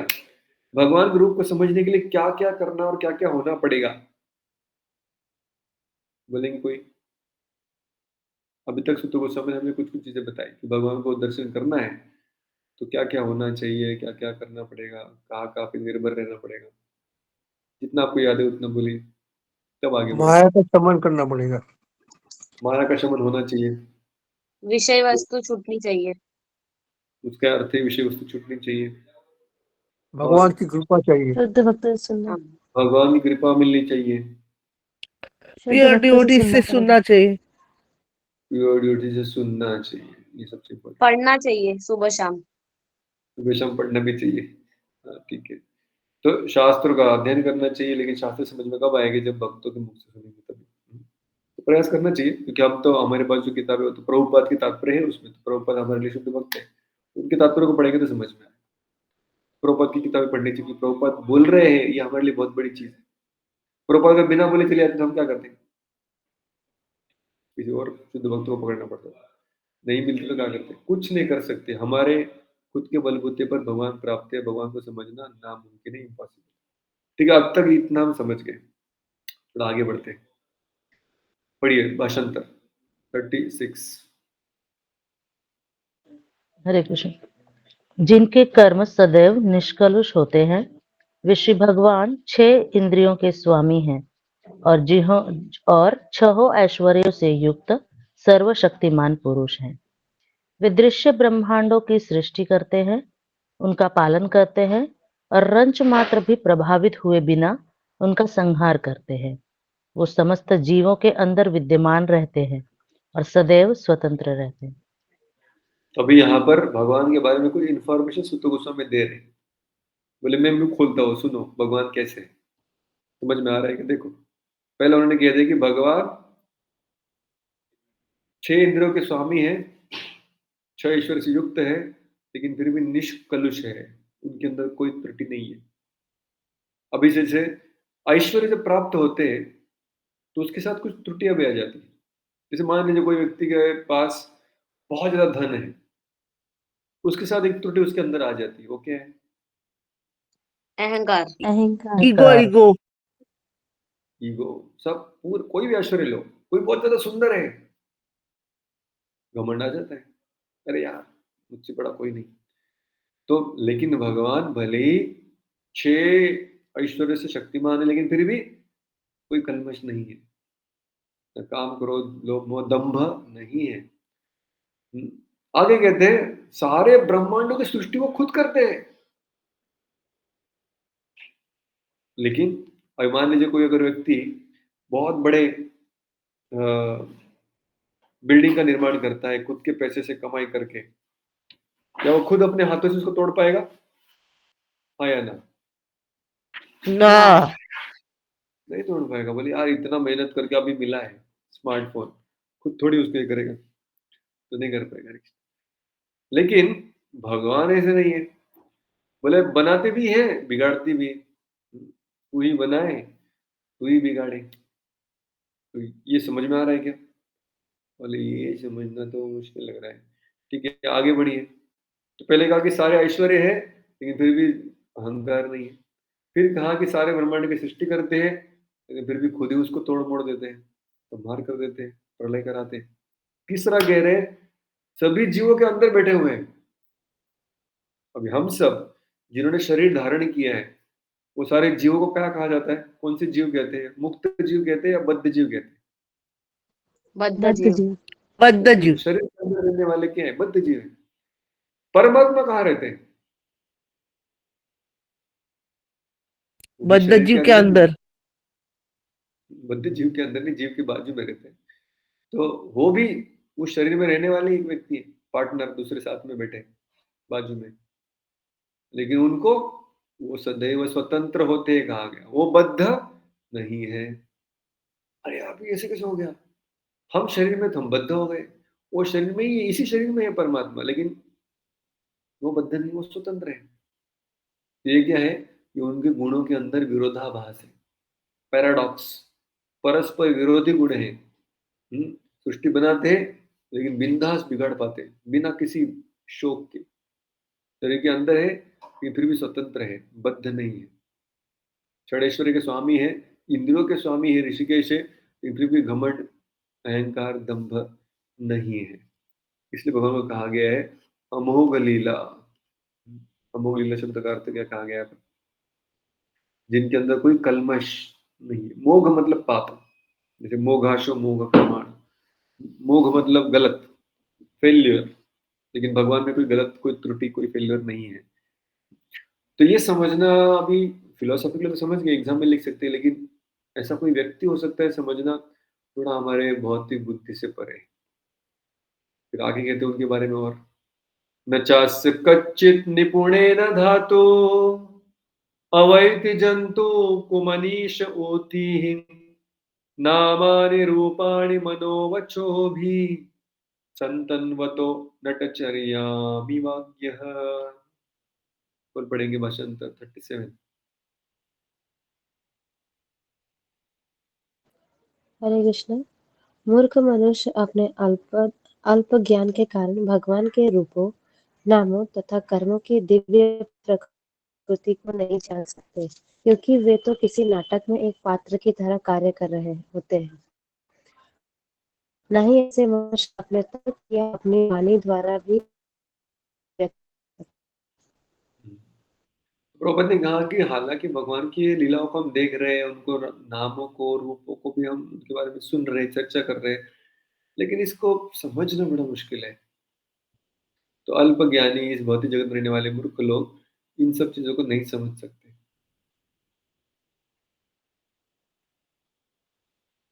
क्योंकि वे तो किसी नाटक में एक पात्र की तरह कार्य कर रहे होते हैं। भगवान जब इस धरातल पर आते हैं और भौतिक लोग के सामने प्रस्तुत होते हैं, तो ऐसा जबरदस्त एक्टिंग करते हैं, ऐसा जबरदस्त रोल निभाते हैं कि उस रोल के आगे लोग कुछ समझ ही नहीं पाते, उनकी उस एक्टिंग से भ्रमित हो जाते हैं। और एक्टिंग तो भगवान एक साधारण व्यक्ति की तरह ही करते हैं कि मैं तो यशोदा का लड़का हूँ, वो मारती तो मैं डरता हूँ, नंद महाराज के मैं लाडला हूँ, गोपियाँ भी मेरे को सताती है, मेरे दोस्त मुझे हरा देते हैं। नाटक इतना अच्छा करते हैं कि साधारण व्यक्ति जब देखता है उसको समझ में आता है ऐसे कैसे। कौन थे सबसे बुद्धिमान माने जाने वाले, लेकिन जब भगवान को देखा कि अपने बाल मित्रों के साथ आदान प्रदान कर रहे हैं, तो समझ नहीं पाया कि ये भगवान है। ब्रह्मा। ब्रह्मा जी। तो ब्रह्मा जो सबसे बुद्धिमान व्यक्ति है जगत का, वो उसके चारों सर घूम गए। तो क्या हम और आप भगवान की लीलाओं को समझ सकते हैं? नहीं। हाँ या ना? नहीं समझ। हम बोल रहे हैं मैं कृष्ण का भक्त हूँ, बोल रहे हैं कि मैं राम का भक्त हूँ, बोल रहे हैं कि मुझे गोलोक वृंदावन जाना है, लेकिन अपनी बुद्धि, कितनी बुद्धि है हमारे पास? बुद्धि ही नहीं है। ये सब के लिए आध्यात्मिक चेतना वो है ही नहीं अपने पास। तो कह रहे नहीं, ऐसे मनुष्य अपने तर्क या अपनी वाणी द्वारा भी ऐसी बातों को व्यक्त कर सकते हैं। ना हम समझ सकते हैं, ना मुख से बोल पाते, कुछ नहीं, हमारे अंदर कैपेसिटी नहीं है वहां तक पहुंचने की। जैसे आकाश में चंद्रमा है और कोई बौना व्यक्ति है, बौना क्या, कितना ऊंचा भी व्यक्ति क्यों ना, वो कितना भी छलांग लगाए, क्या वो चंद्रमा को छू सकता है? नहीं छू सकता। नहीं। वैसे हमारी भौतिक बुद्धि से हम कितना भी छलांग लगाए, कितने भी उछल ले, कितना भी हमारे तर्कों को आगे आगे आगे बढ़ाए, क्या हम भगवान को छू सकते हैं? नहीं छू सकते। तो प्रभु जी पर ये भागवत क्यों पढ़ रहे हैं हम? अपनी बुद्धि टाइम इधर क्यों बर्बाद कर रहे हैं? वैसे भी समझ नहीं पाने वाले। वो बात भी इंपॉर्टेंट है, तो उत्तर देने वाले आगे।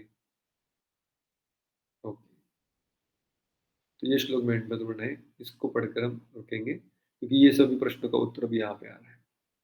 मेरे पीछे बोलिए इस श्लोक को। सवेद धातु पदवीं परस्य दुरंत वीर्यस्य रथांगपाणेः यो मायया संततयानुवृत्त्या भजेत तत्पाद सरोजगंधम। ओके, तो पहले एक एक शब्द समझ लेते फिर भाषांतर पढ़ेंगे। स मतलब वो व्यक्ति, क्या करेगा वो व्यक्ति? सवेद, अभी तक क्या बोला था? अभी तक जितने भी श्लोक थे क्या बोल रहे थे? नहीं जान सकते, नहीं जान सकते, नहीं जान सकते, नहीं जान सकते, नहीं समझ सकते। यहाँ पे आके सुप्त गुस्से में रुक गए, बोले रुको। वो व्यक्ति है वो जान पाएगा।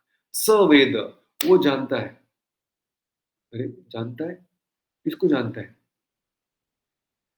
धातु पदवीं परस्य दुरंत वीर्यस्य रथांग पाणी। तो रथांग पाणी, रथांग पाणी का क्या अर्थ लिखे प्रभुपाद? पढ़िए कोई शब्दार्थ में। भगवान श्री कृष्ण का जो हाथ में रथ का चक्र धारण करते हैं। तो पाणी यानी हाथ संस्कृत में। जैसे शादी को क्या कहते हैं? पाणी ग्रहण। पाणी ग्रहण संत। पाणी यानी हाथ।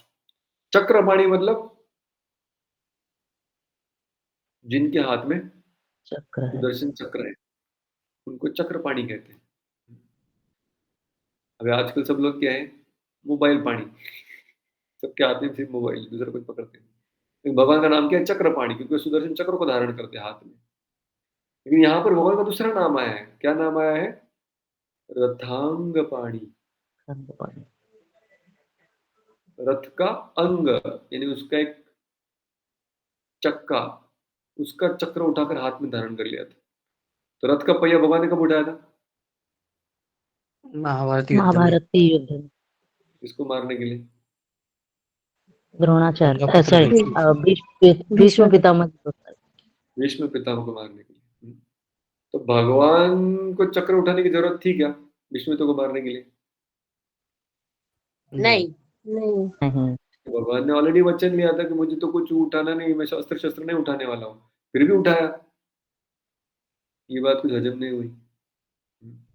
और जैसे भगवान ने चक्र उठाया तो विष्णु पिता ने अपने हथियार छोड़ दिए। बोले आओ भगवान आओ, आपके इसी रूप को देखने के लिए तो लालायित था मैं। अरे ये क्या चल रहा है यहाँ पर? युद्ध चल रहा है, ये क्या चल रहा है? प्रेम का आदान प्रदान चल रहा है। तो रथांग पाणी मतलब वो भगवान जो अपने भक्त के लिए कुछ भी कर देते हैं। भीष्म की और अर्जुन की दोनों की प्रतिज्ञा को रखने के लिए भगवान ने चक्का उठाया। अब ये कौन समझ सकता है? उस कुरुक्षेत्र में जितने भी लोग खड़े थे क्या वो समझ पाए? कोई नहीं समझ पाए। कौन समझ पाए फिर? जिनके हृदय में भक्ति है वो समझ पाए कि यहाँ पे क्या चल रहा है। बोले ये लव मैटर है, मैं प्रेम से गुजरा हूं, मैं जानता हूं यहाँ पे प्रेम का ही संबंध है। जो भक्त है वही समझ सकता है कि भगवान और भक्त के बीच में क्या चल रहा है। भगवान जो भी करते क्यों कर रहे हैं, ये कौन समझ सकता है? जिसके हृदय में भक्ति है। तो अभी वो कह रहे हैं सवेद, वो जान पाएगा। किसको जान पाएगा? रथांग पाणी के। रथांग पाणी के क्या जान पाएगा? दुरंत वीर्यस्य। दुरंत वीर्य मतलब क्या? शब्दार्थ में क्या लिखा है? अत्यंत शक्तिशाली का। वीरता जिसके अंदर दुरंत, जैसे दुरंत नाम का ट्रेन भी है ना, यहाँ पे दुरंत मतलब क्या? जिसका अंत नहीं है,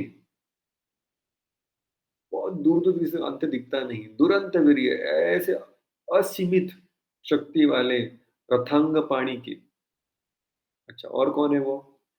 धातु पदवीं परस्य, जो पूरे सृष्टि के निर्माता है, जिनकी शक्ति अमर्याद है, और जो हाथों में रथ का पहिया धारण करते हैं, उसको वो व्यक्ति समझ सकता है। कौन भाई? यो, यो मतलब जो, अमायया संततया अनुवृत्त्या भजेत। अच्छा भजेत मतलब क्या? सेवा वर्शिप। करता है। सेवा करता है। तो जो भगवान की सेवा करेगा, तत्पाद सरोज गंधम। तत्पाद मतलब उनके चरण कमल, सरोज गंधम उनकी कमल की महक की सेवा करेगा। मतलब उनके चरण तक भी नहीं पहुंचा तो भी चलेगा, उनके चरण से जो खुशबू आ रही है उस खुशबू की भी सेवा करेगा ना, तो भी वो भगवान को समझ जाएगा। बोले ये लो, अभी तक बोला था शास्त्र पढ़ के नहीं समझ में आएगा, बुद्धि लगाएंगे नहीं समझ में आएगा, कितना भी तर्क को नहीं समझ में आएगा, इनके अंदर बड़ी विरोधाभास है, हमारी भौतिक शक्ति सीमा है, हम आध्यात्मिक जगत में प्रवेश नहीं कर सकते अपनी बुद्धि से। लेकिन ये बंदा है जो समझ जाएगा। और समझने के लिए उसने क्या किया? भगवान को समझने के लिए क्या करना पड़ेगा? सेवा सेवा सेवा उनके चरणों के उनके चरणों की सेवा करनी पड़ेगी। और चरणों की महक क्या थोड़ी देर समय के बाद दिखेंगे, लेकिन इतना समझ में आ गया कि कम से कम सेवा करना जरूरी है। कृष्ण की जब तक सेवा नहीं करेंगे तब तक कृष्ण समझ में नहीं आएंगे।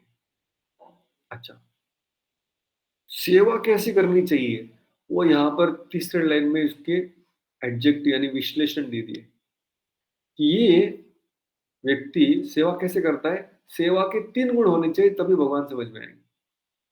अमायया, संततया और अनुवृत्तिया। ठीक है, अब तीनों को देखते हैं ये क्या है। अमाया मतलब कोई पढ़ेंगे शब्दार्थ। किसी संकोच के बिना या किसी हिचक के बिना। किसी संचो हिचक के बिना मतलब पूरी श्रद्धा के साथ बोले होगा, ये सेवा से ही होगा, कोई उसमें डाउट्स नहीं बचे। और डाउट्स निकालने के लिए पहले संग में सुनना पड़ेगा, श्रद्धा बनानी पड़ेगी श्रद्धालु के साथ बैठकर सुनकर। तो बिना हिचक के पूरी श्रद्धा के साथ।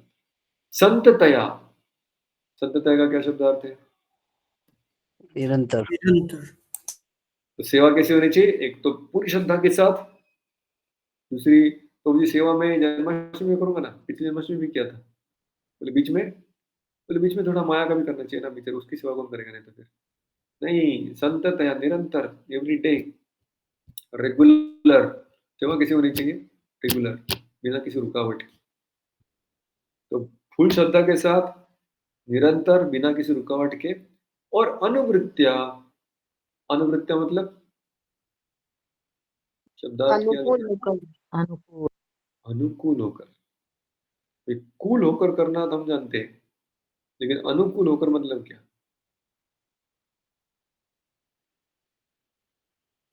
फेवरेबल। शून्यम, केवल और केवल भगवान को प्रसन्न करने के लिए जो भी हम करते हैं। Very good. अन्य बिना अभिप्राय इच्छा के। अनुकूल किसको? हमको अनुकूल नहीं, भगवान को अनुकूल। क्या ये सेवा भगवान को आनंद दे रही है कि नहीं? तो सिर्फ और सिर्फ भगवान को प्रसन्न करने के लिए जो की जाती है, जिसमें अन्य कोई हेतु, पर्सनल कोई स्वार्थ, भौतिक हेतु नहीं है। जो आध्यात्मिक हेतु भी इससे भगवान प्रसन्न हो जाए। जैसे माता शबरी रोज फूल तोड़ती थी, रोज बेर तोड़ती थी, सालों साल पूरी जिंदगी यही करती रही वो। ऐसे नहीं कि जिस दिन रामचंद्र आए उसी दिन उसने बेर तोड़े थे और बाई चांस तुक्का लग गया, नहीं। उसकी सेवा कैसी थी? अमाया। गुरु ने कहा कि राम इस रास्ते से जाएंगे और अपनी कुटिया में आएंगे, तो उसको क्या थी? पूरी श्रद्धा, कोई हिचकिचाहट नहीं थी। क्या पता आएंगे नहीं आएंगे, इतने दिन हो गए, रास्ता भूल गए होंगे, क्या जरूरत है उनको हर आश्रम में जाने की। गुरु अपने बेचारे वैसे ही आशा लेकर बैठे थे, मुझे रुका दिया यहाँ पर, शायद नहीं आएंगे। रोज सोच सकती थी वैसा, रोज उसके मन में संशय आ सकते थे, लेकिन नहीं, गुरु जी ने कहा है मतलब होगा। तो पूरी श्रद्धा के साथ। और कितने दिन, हफ्ते में कौन से दिनों फूल लगाती थी या बेर तोड़ती थी? एवरी डे, संततया, निरंतर करती रही। बूढ़ी हो गई तो उसको पता भी नहीं चला कि बूढ़ी हो गई। और ये पूरी सेवा करते करते मन में इच्छा क्या थी कि कभी तो रामायण में मेरा नाम आएगा और लोग फिर पूरी वाह वाह करेंगे। नहीं, एक ही इच्छा थी कि राम इससे संतुष्ट हो जाए और गुरु इससे संतुष्ट हो जाए, गुरु की मैंने आज्ञा का पालन किया ये देखकर। ये 3 गुण जब सेवा में होते हैं, पूरी श्रद्धा के साथ, बिना किसी रुकावट के और अनुकूल होकर, ये सेवा करके भजेत तत्पाद सरोज, तब हम भगवान के लीलाओं को, उनके रूप को, उनके नाम को समझ सकते हैं। तो जब तक हम इंद्रियों को भगवान की सेवा में नहीं लगाएंगे, जब तक इस मन को, इस अहंकार को, इस बुद्धि को भगवान की सेवा में लगाएंगे, तब तक ये शुद्ध नहीं होंगे। जब सेवा करेंगे शुद्ध भाव से, तो धीरे धीरे मन शुद्ध होगा, इंद्रिया भी शुद्ध होगी, ये आंखें शुद्ध हो जाएंगी, ये कान शुद्ध हो जाएंगे, और फिर एक दिन इन्हीं आंखों से, इन्हीं कानों से भगवान का दर्शन कर सकेंगे, भगवान की आवाज भी सुन पाएंगे, उनकी हर एक चीज के बारे में जानकारी हो जाए। लेकिन उससे पहले ये सारे हमारे जो फैसिलिटीज है इनको शुद्ध करना पड़ेगा। और शुद्ध कैसे होगा? जब हम इन 3 गुणों से भगवान की सेवा करेंगे। लास्ट कोई भी इसका ट्रांसलेशन पढ़ सकता है और चर्चा हम अगली बार करेंगे। कोई पढ़िए भाषांतर 38। जो अपने हाथ में रथ का चक्र धारण करने वाले श्री भगवान के चरण कमलों की निष्कपट, अबाध एवं अनुकूल सेवा करता है, वही इस जगत के सृष्टा की पूर्ण महिमा, शक्ति तथा दिव्यता को समझ सकता है। Thank you very much. Hare Krishna. Srila Prabhupada की जय। श्री सुत गोस्वामी की जय। ग्रंथराज श्रीमद् भागवतम। यदि प्रश्न है तो मैं अन्यथा मैं यहाँ पर एनी क्वेश्चंस? प्रभु जी, अहंकार से कैसे सेवा कर सकते हैं? अहंकार से सेवा करना चाहिए कि मैं भगवान का सेवक हूँ, इसमें अपने अहंकार को लगाना चाहिए। क्या है भगवान का सेवक में? छोटे मोटे पॉलिटिशियन का, नगर सेवक का, ग्राम सेवक का सेवक नहीं, कृष्ण का सेवक हूँ, कृष्ण का दास हूँ, मैं गुरु का दास हूँ। तो ये अच्छा अहंकार है। ऐसा होना चाहिए मैं बाकी लोगों से अच्छा सेवा करता हूँ, वो अहंकार काम का नहीं। दास्यत्व का भी अभिमान होता है। जैसे हमने अद्वैताचार्य की चर्चा की थी, कैसे अद्वैताचार्य को जब महाप्रभु सम्मान देते थे तो उनको बड़ा सफोकेट होता था। बोलते नहीं, मुझे सम्मान मत दो, मुझे एक दास के रोल में रखो, मेरा ईगो है वो, उसको तोड़ो मत, वो रियल ईगो है, फॉल्स ईगो नहीं। हमें भगवान का दास होने का अहंकार होना चाहिए कि भाई हमें सेवा मिलती है, हम सेवा करते हैं, कभी उसको छोड़ेंगे नहीं तो फिर छूट जाएगा। ठीक है, थैंक यू प्रभु। हरे कृष्णा। और कोई क्वेश्चन? प्रभु जी, ब्रह्मा ये गुणावतार होते हैं तो उनको जीव तत्व में कैसे मान सकते हैं हम लोग? तो भगवान कभी कभी खुद ब्रह्मा बनकर भी आते हैं। जैसे हमने जब गुणावतार के बारे में पढ़ा तब वहां पर चर्चा की गई थी। कभी कभी भगवान खुद भी ब्रह्मा बनकर आते हैं, तो अभी साक्षात भगवान उस गुणावतार का रोल लेते हैं। कभी कभी भगवान उस जीव को भी सत्व गुण का अधिष्ठाता बनाते हैं, तभी वो गुणावतार बनते हैं। ठीक है, ओके। और किसी कुछ प्रश्न है? Thank you very much. Hare Krishna Krishna Krishna Hare Hare, Hare Ram Ram Ram Hare Hare. आज का अटेंडेंस हाईएस्ट लग रहा है अभी तक के सारे क्लासेस में, 23। Thank you so much. Hare Krishna. ग्रंथराज श्रीमद् भागवतम की जय। श्रील प्रभुपाद की जय। अनंत Thank you so much, Prabhuji. Thank you so much. Hare Krishna प्रभु जी, थैंक यू वेरी मच। दंडवत प्रणाम।